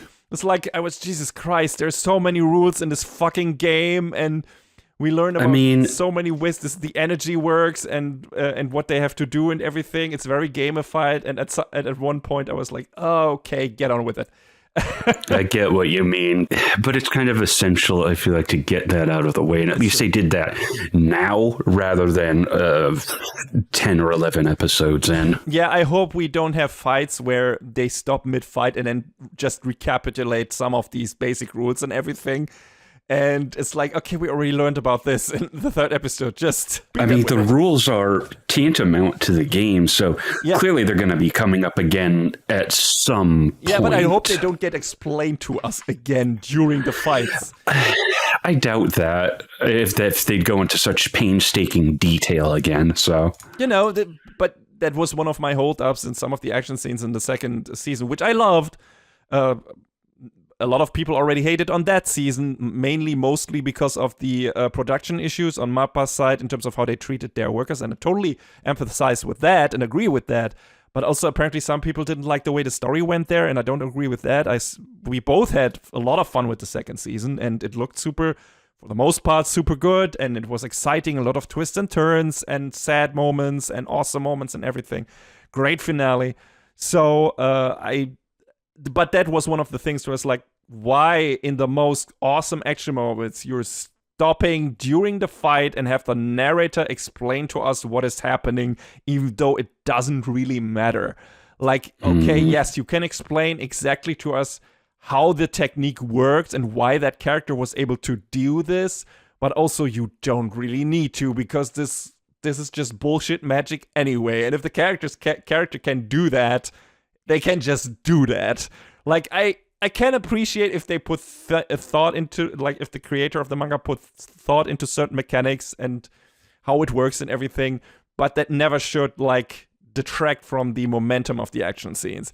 So that was something I was kind of like, about in certain parts of the second season. But we'll see how the third season shakes out. And so far, it looks really good. The first two episodes didn't do a lot of explaining during the action scenes. It was just balls to the walls and absolutely insane choreography and action and violence, and it was fucking awesome. So, yeah, looking forward to more Jujutsu Kaisen, definitely. And yeah, I guess that's it for the sneak peek. A lot of returning shows. A lot of them I have to revisit earlier material to get into the groove again. And we're going to talk about a lot of them come next season. But yeah, this is our sneak peek for this season. And we're going to switch over to our first review from fall season 2025.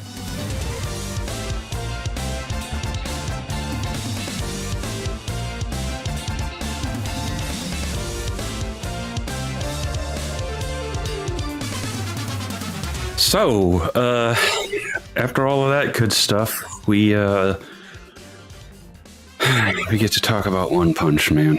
Yes, like, here we are again. And of course, this had to be the show we review today, because 10 years ago, we started this little project by reviewing the legendary first season of One Punch Man. Things have changed since then, and as real life imitates art or vice versa, the expectations have been lowered and many disappointments had to be faced. Yeah. So we kind of pick up where it left off. For better or for worse, like there's a lot of, I think, wasn't there some like episode 0 thing that, and then in the second season. And then in the first episode, they had a lot of just talking and recapping anyway. So it was like, then what was the point of saving money? I don't know. But again, this is, I mean, we'll get to that. But the problems in this season are not mainly the budget, which of course, you know, when switching from season 1 to season 2 and switching from Madhouse to JC Staff, that was the most prominent thing. That stood out, where it's like, oh my god, this is not even remotely on the animation quality level of the first season. So, like, I feel like I'm able to hand wave the second season at least a little bit. Yeah. Is the animation quality not as strong? Yeah, but it's still telling the story and it feels competent in doing it. So I'm willing to look at season 2 and be like, okay, so, you know, it was a little subpar in the production side, but we're still moving the plot forward. And then along comes this, and it's a lot of just sitting and talking and planning and trying to figure things out, and long panning shots with nothing going on, and ugly production, and just what I thought the crux of this season was going to be was Garo wrestling with his humanity or lack thereof ? And I was like, okay, all right. It's like from the onset, I was like, well, this still has some legs. This is still interesting to me. Because Garo, he doesn't want to be a human, but it's clear he doesn't want to be a monster either. He wants to be free of this system and do his own thing. But everything around him is saying, no, you have to pick a role and shut up.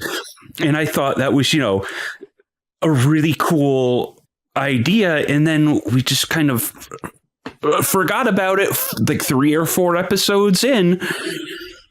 And it becomes this plan to like raid the monster hideout, and there's these 2 kids that are being held hostage. One of them that Garo tries to save in the first couple episodes, he still gets caught anyway because he's a dumb but at least well-meaning kid. And then the other brat that I absolutely hate. Oh yeah.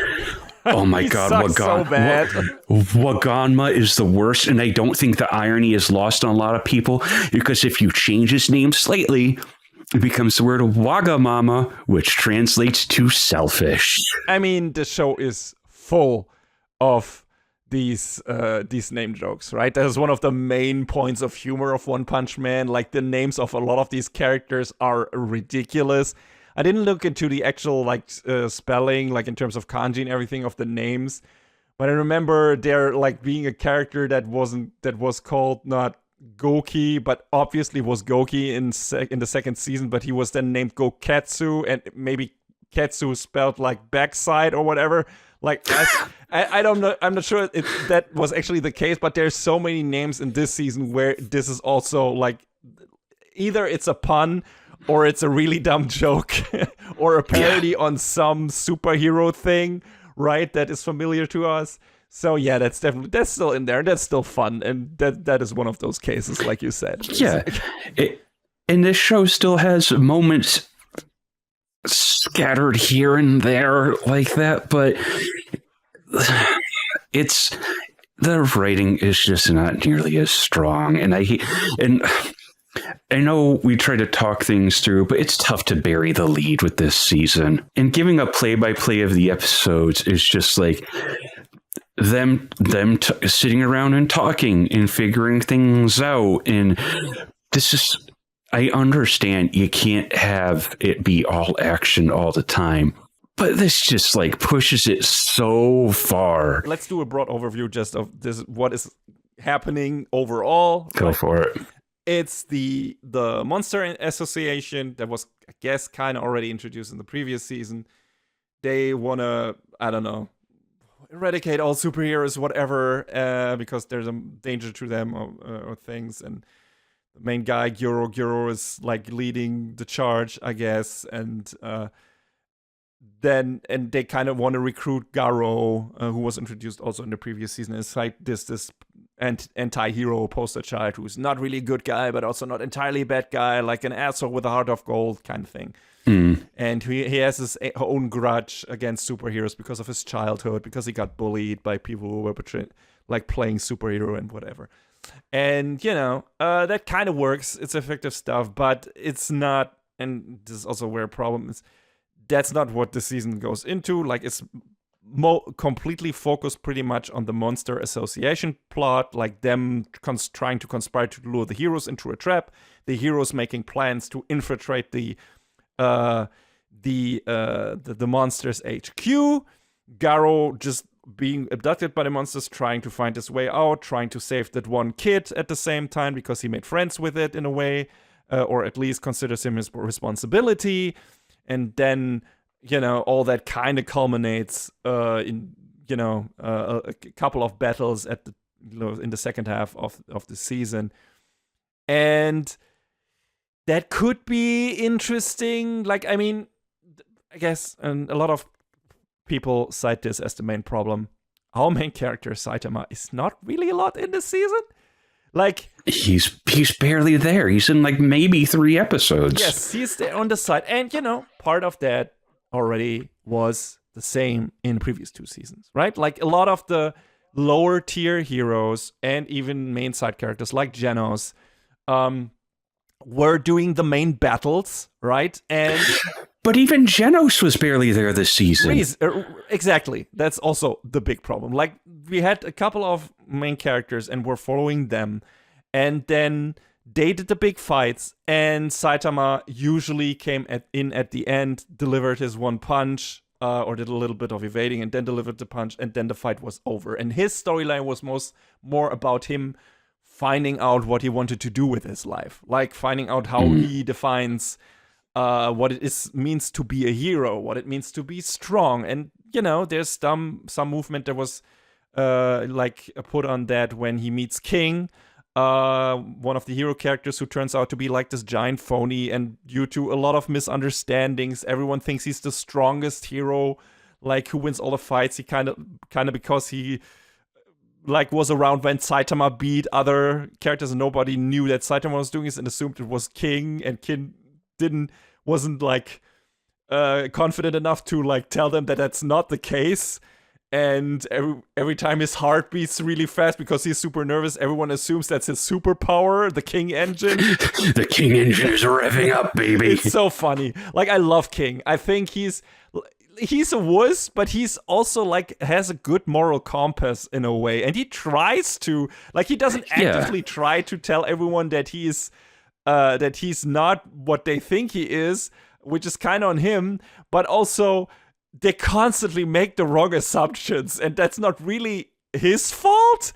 Like, he just doesn't tell them everything, but they also just jump to conclusions all the time, and that's really funny. That continues in this season, and he's just trying to wiggle his way out of this, and he's one of Saitama's newest supporters and everything, and he's really happy around. And the good thing about King is he actually is able to give Saitama some moral support, some guideline to, or some idea of what Saitama is supposed to do with his life, because Saitama is really depressed because he doesn't know what to do anymore, because he doesn't have a challenge anymore, and so far he has defined being a hero, aside from doing the right thing, like saving people, as being the strongest there is, and he now is. So he has achieved that goal, so he doesn't have really any goal in life anymore, and that kind of completely like paralyzes him and makes him depressed, and like he doesn't know how to proceed in life and what to do. And King is like, okay, you're the strongest, but is that really all there is to being a hero? Like, is that really how you would like to define that? And isn't there more to it? And he gives a couple of bullet points like, hey, maybe you want to look for being that or improving that about yourself. And that actually helps Saitama, and that is super interesting. And I hoped for them to go even more into that, and Saitama trying to find himself in this season, trying to do different approaches to being a hero, aside from also finding stronger enemies to beat. And they don't really do that. Like, aside from the interactions with King and Saitama, which I really like, there is not really that in the season. Like, for most part, like you said, Saitama isn't even there.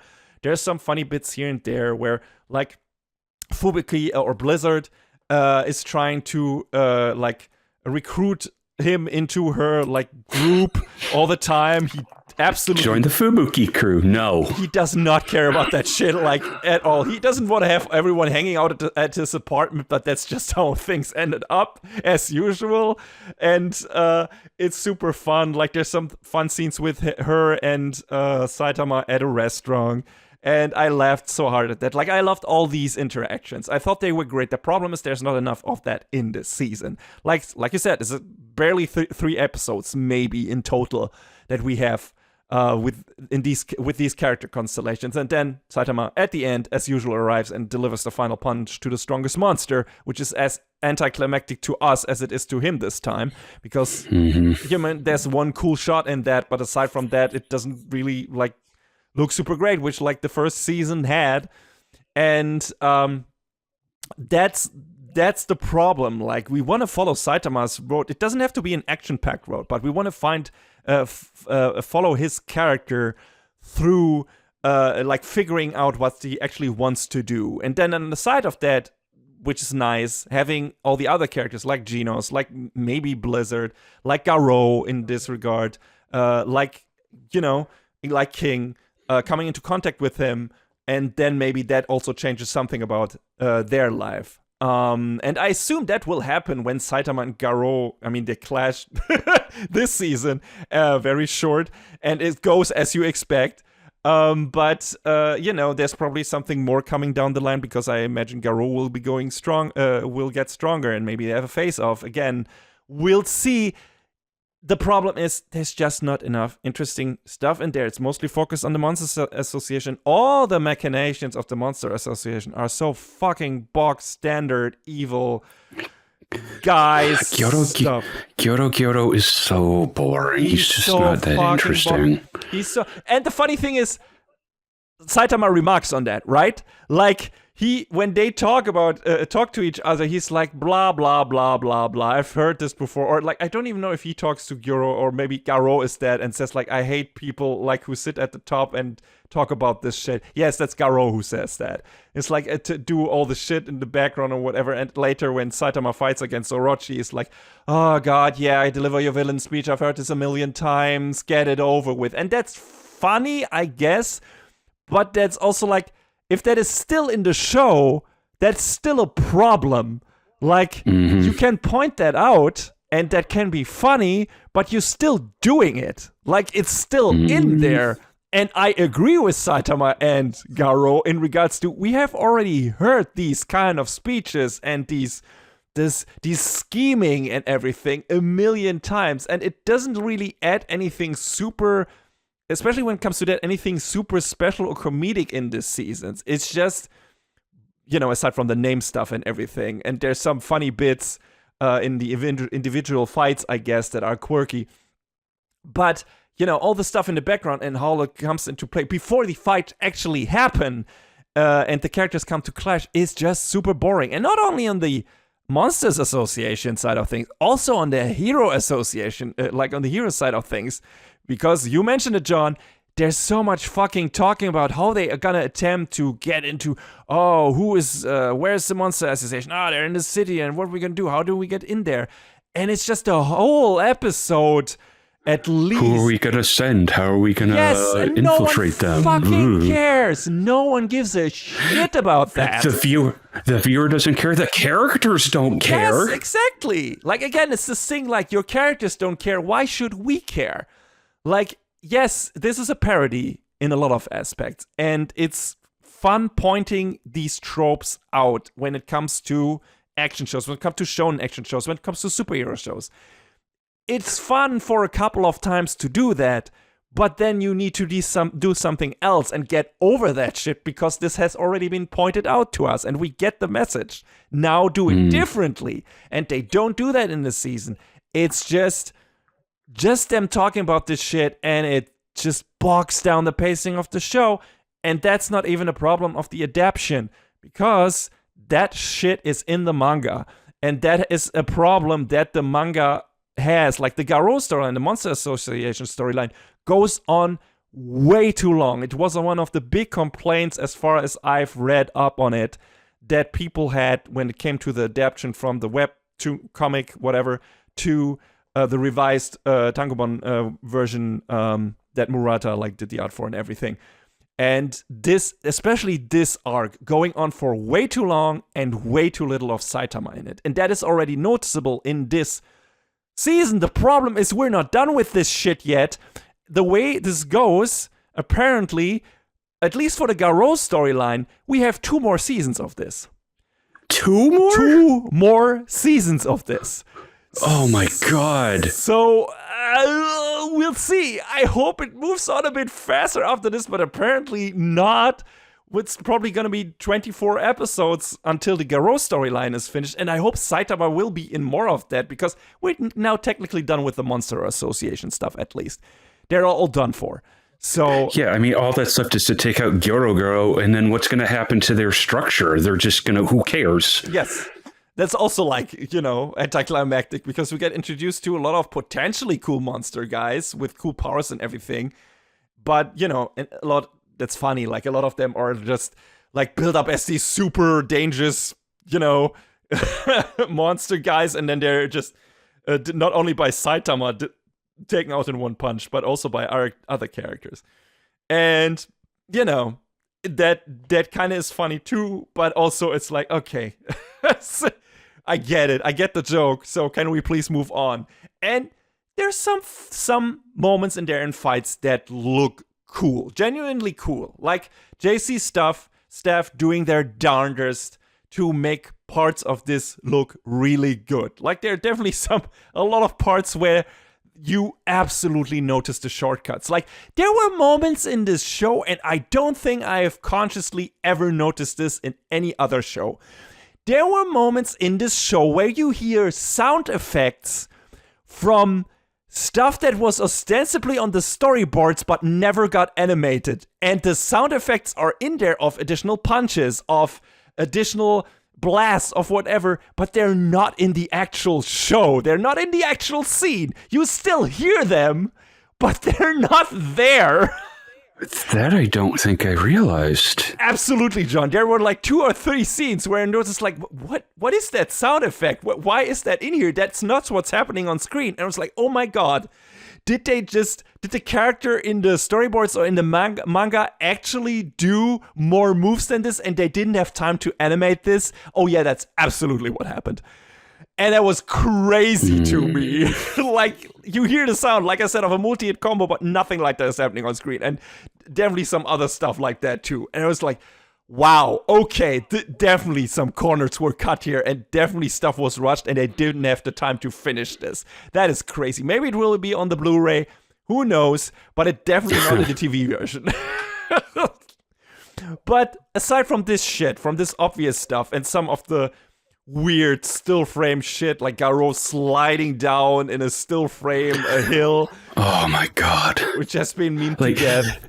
That I feel like they could fix that with one thing. Just put the dust cloud under his feet, and it would have actually implied that he was in motion, but they didn't do that. There's so many other weird animation foibles. Like there's one scene where they're in the meeting room just talking, and it's not noticeable if you're watching it with the contrast or the brightness turned down, but if you turn it up just a little bit too much, you can see that they probably meant for it to pan down further in the frame than it was, because part of Atomic Samurai's top knot is cut off in the frame.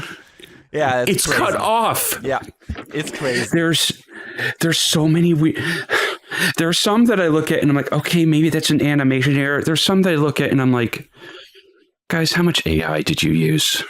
Yeah, I want. Like, is that confirmed that they did that in the season? I don't think they're going to out and say at this point, because they already know how bad of a job they did this. I believe one of the directors was catching so much flack that they deactivated all of their social media. So, which, like, a lot, man. So I'm going to talk about the one of the fights that I actually liked before I get mad at the animation quality. Because there's the fight there, right? There, when the action hits, some of it doesn't even look that bad. The fight between Child Emperor and Phoenix Man, what a blowout. Oh my God. That whole episode was like, they just went so crazy with it. Like every time they thought he was down, he was like, I'm back.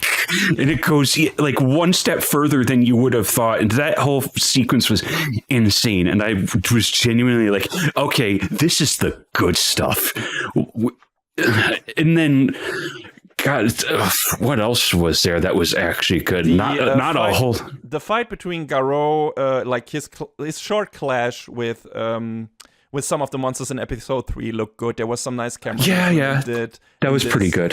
When he gets knocked out the first time, right? And his fight against Pochi and Orochi has some pretty neat shots. And I guess the like, aside from the Kid Emperor stuff, the visually most impressive fight is probably Flashy Flash versus the two monster ninjas, which is a really neat kinetic battle in like this big hall with stairs and a lake and everything.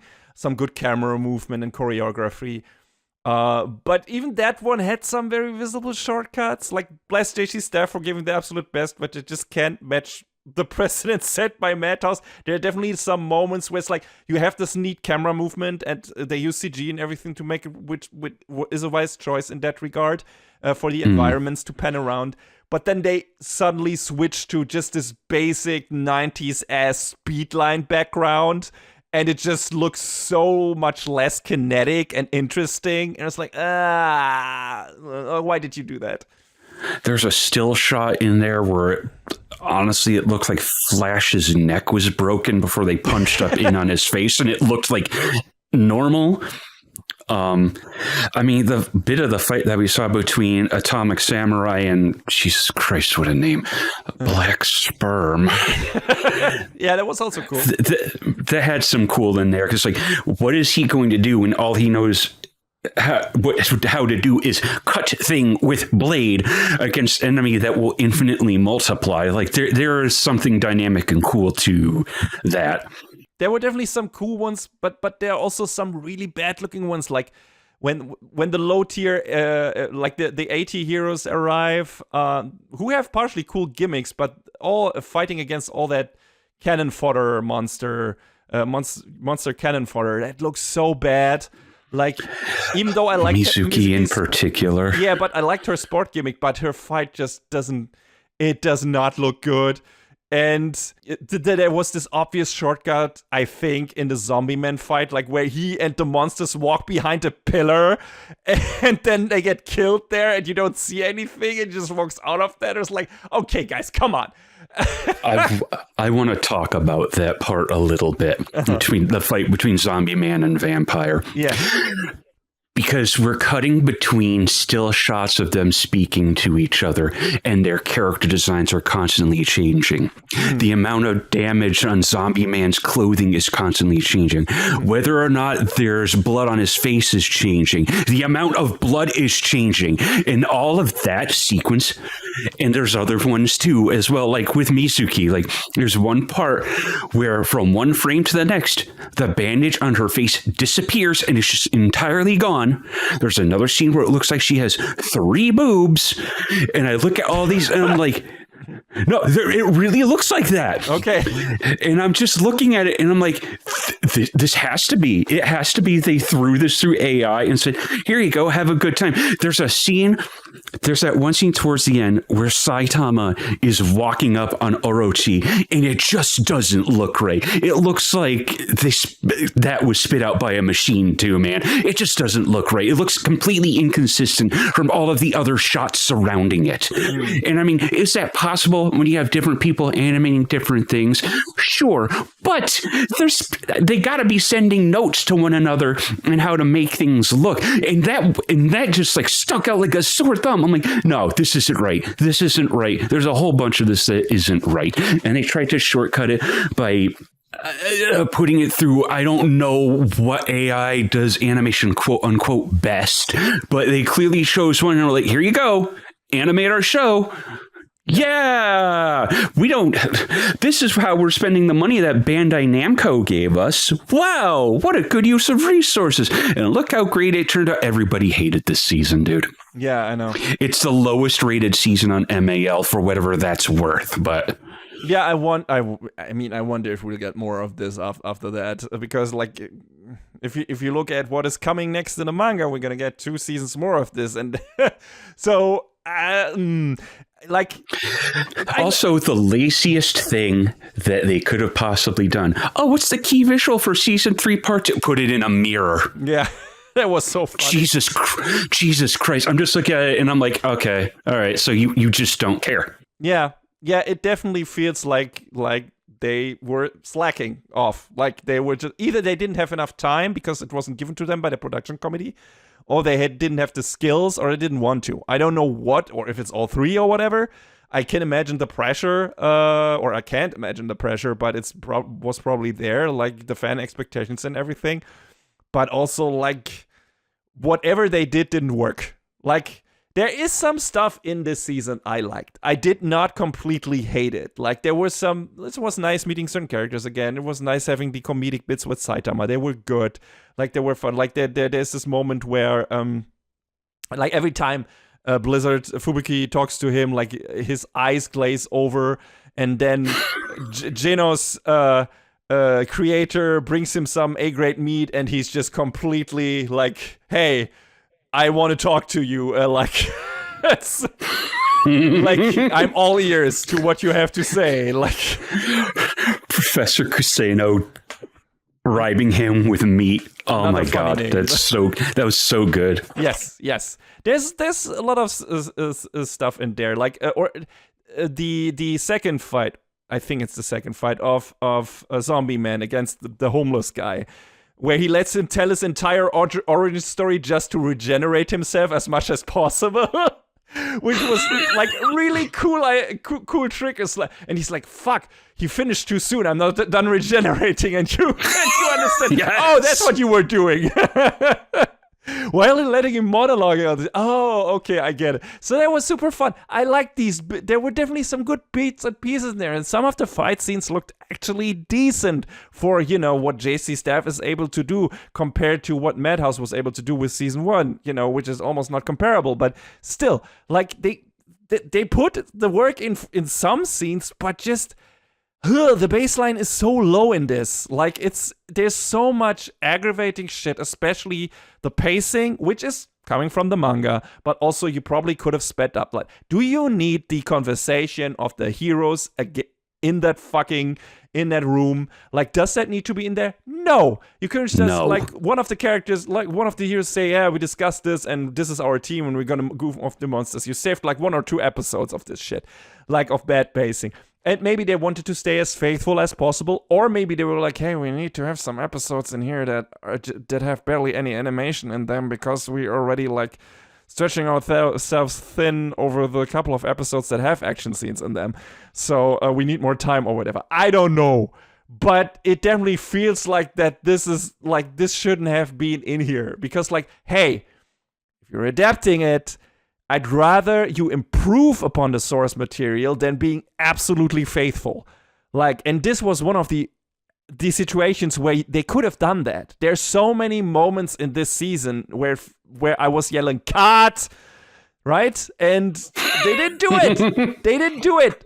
Like, they didn't, like, speed it up in the moments where they definitely could have. Like, there's so many conversations among the monsters that didn't need to be in there. There's so many conversations among the heroes that didn't need to be in here. Not even to have some of the funny jokes in there. Like, okay, yeah, we're missing out on some of that stuff, but the pacing would be so much better.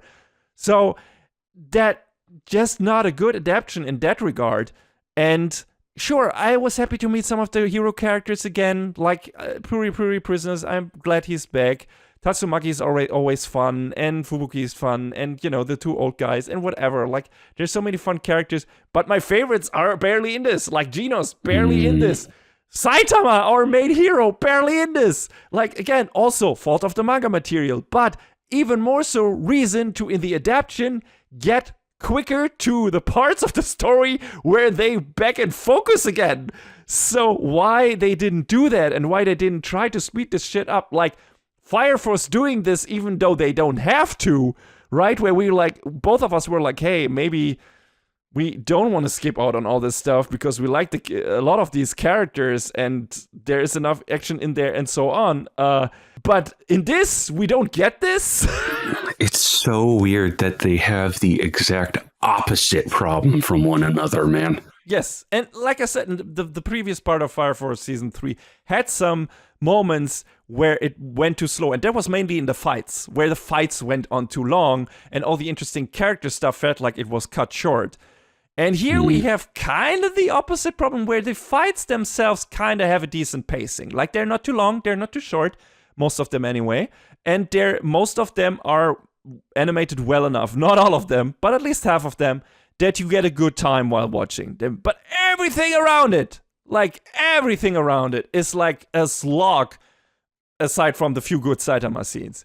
And you're like, hey, you could have just skipped that shit, right? You could have just quickened that up. You could have just taken that out. That would have been fine. Why didn't you do that? Nope, gotta be 100% accurate to the manga. Yes, so that is probably the main problem. Like, this is a storyline that is 3 times too long, probably. We'll see if we get the rest of it, which is not certain at this point, considering how the 3rd season was evaluated by the fan base, everyone who watched it.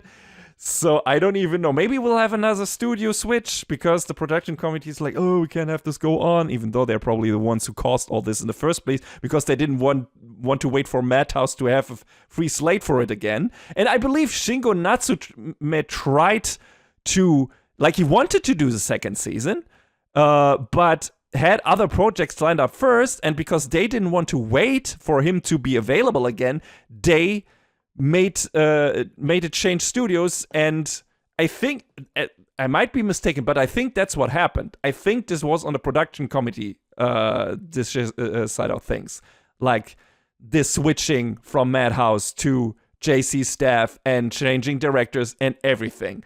So this is probably on them, and also maybe now they be like, oh, okay, maybe we'll switch it again to another studio, but that might also make it worse. I don't fucking know. That would then be them admitting to their fault, and you can't do that. Yeah. So as much as it would be nice to see it go back to a more capable studio, and I hate to say that because JC staff has shown the capacity to do good work. They even have shown it in this season, partially. There are, like I said, some moments where they do good work. The problem is it's all dragged down by the bad stuff. So yeah. It's such a shame. We had so much fun with the first season, like in our youthful, innocent days 10 years ago. Oh my god. my youthful innocent days of 34. Yeah, back in my youth of 31 years of age. Jesus. But, and then season 2 was already like, and I was really, really hoping that would not to be taken down from what Mappa, from what JC Staff did in the second season and everything, but I really was hoping that Mappa would, after the second season, it would switch to another more like powerhouse studio like Mappa, which is where this show should be, honestly. This is absolutely a show that Mappa should do. Yes, but Mappa also takes on so many projects. Yes. So then maybe we wouldn't have gotten Jujutsu Kaisen by Mappa, or Hell's Paradise by Mappa, or I don't know what other stuff they did in between.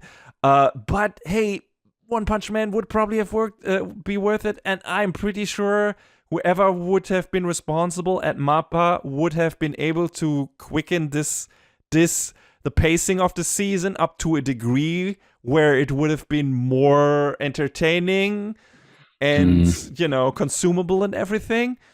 And JC Staff just didn't do that. They tried to stay apparently as faithful to the manga as possible, which in this case is a real problem because the manga's pacing is shit in this arc.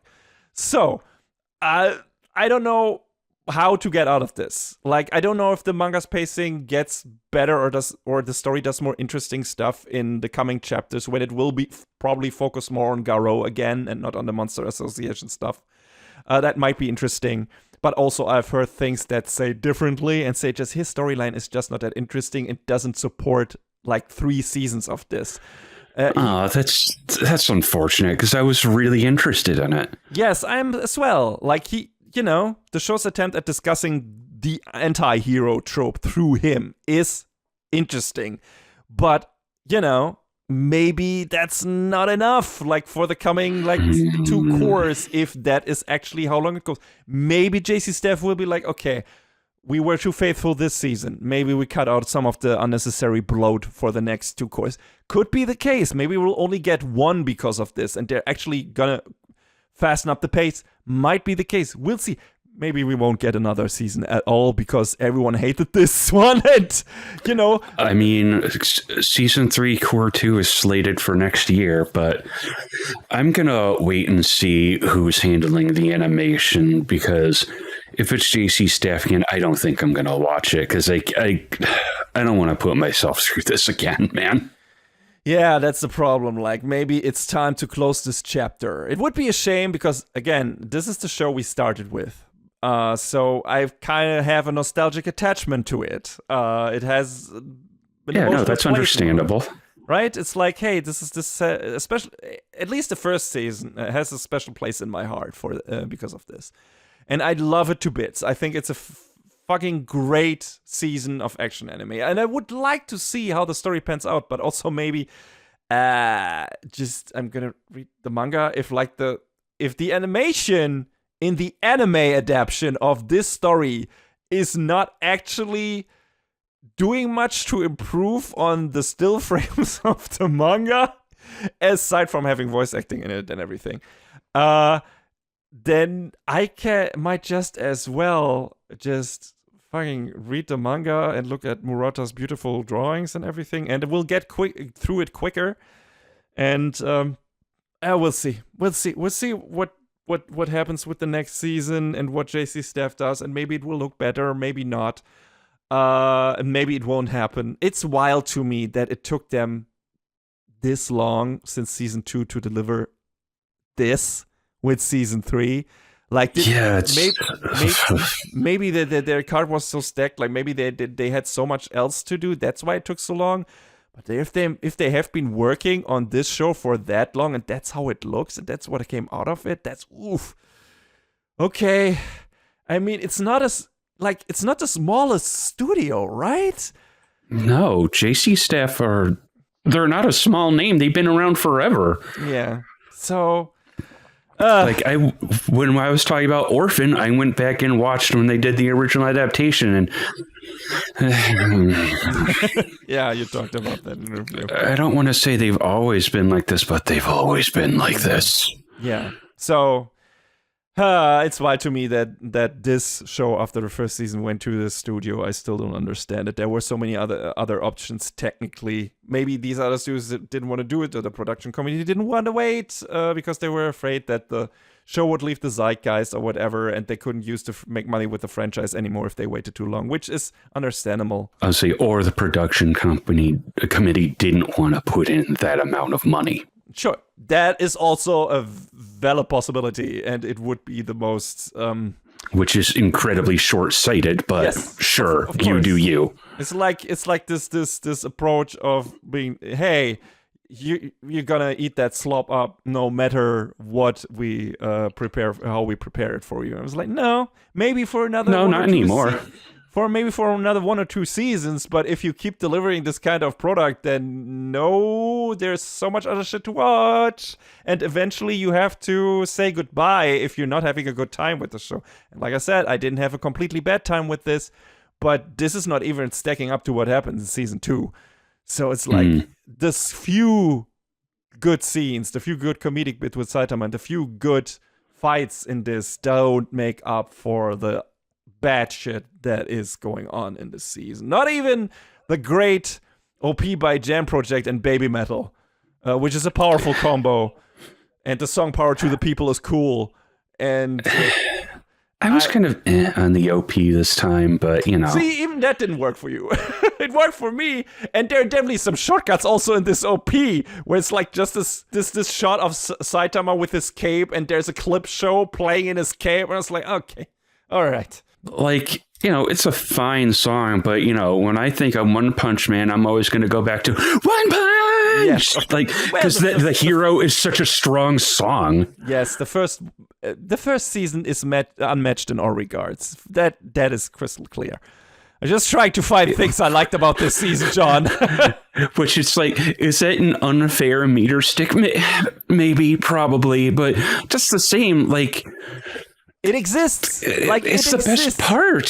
I mean, they knew what they were getting into, right? Like it's like you have the template, and you have to live with being measured up to that. And if you can't, like, what are you doing? Like, yes, it's your job, and come on, I partially feel sorry for you if you did your best, but also, what do you expect? Like, do you expect after that phenomenal first season that people would be just, yeah, but I'm also okay with this? Like, no.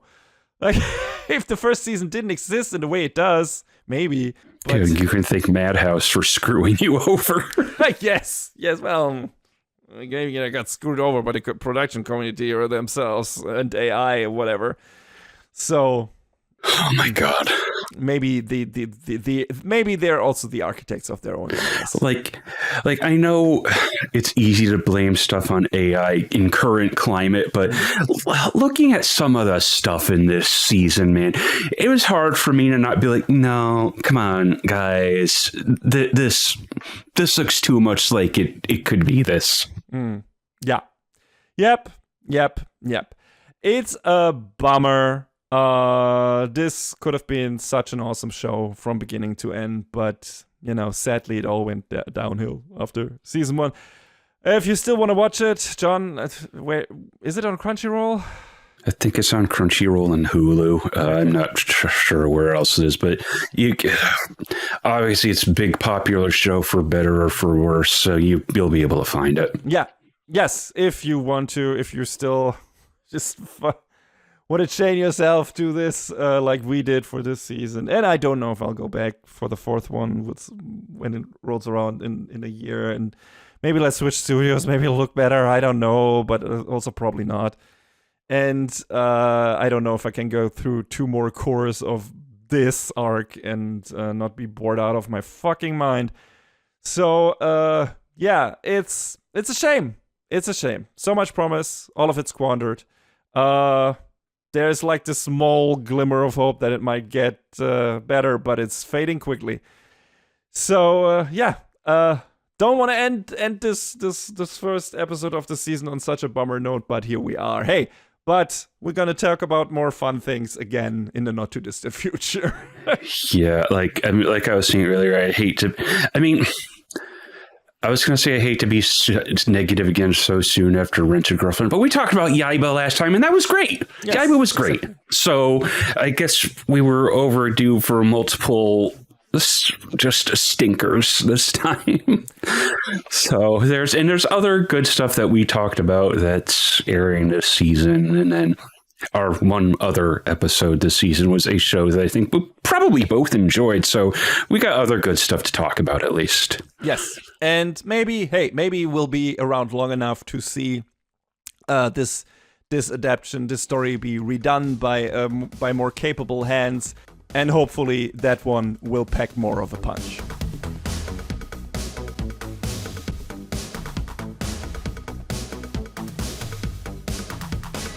And that is a wrap on the 176th episode of Anime Brain Freeze. All the music in our podcast is from the Double Dragon Neon soundtrack by the amazing Jake Kaufman. Please go to virt.bandcamp.com and check out his awesome work. Find us where all the podcasts live, but also check out animebrainfreeze.com for our review index and more. Please leave us a review and rating on Apple Podcasts, Spotify, or your podcast app of choice if you can. Follow us on the socials or send an email to animebrainfreeze@gmail.com. We would love to read your feedback. Thanks for tuning in. We hope you had a good time, and please join us again on our next episode. Macht's gut. So long, everybody. Next time on Anime Brain Freeze. Whether discovering secret origins Or going on field trips. family matters.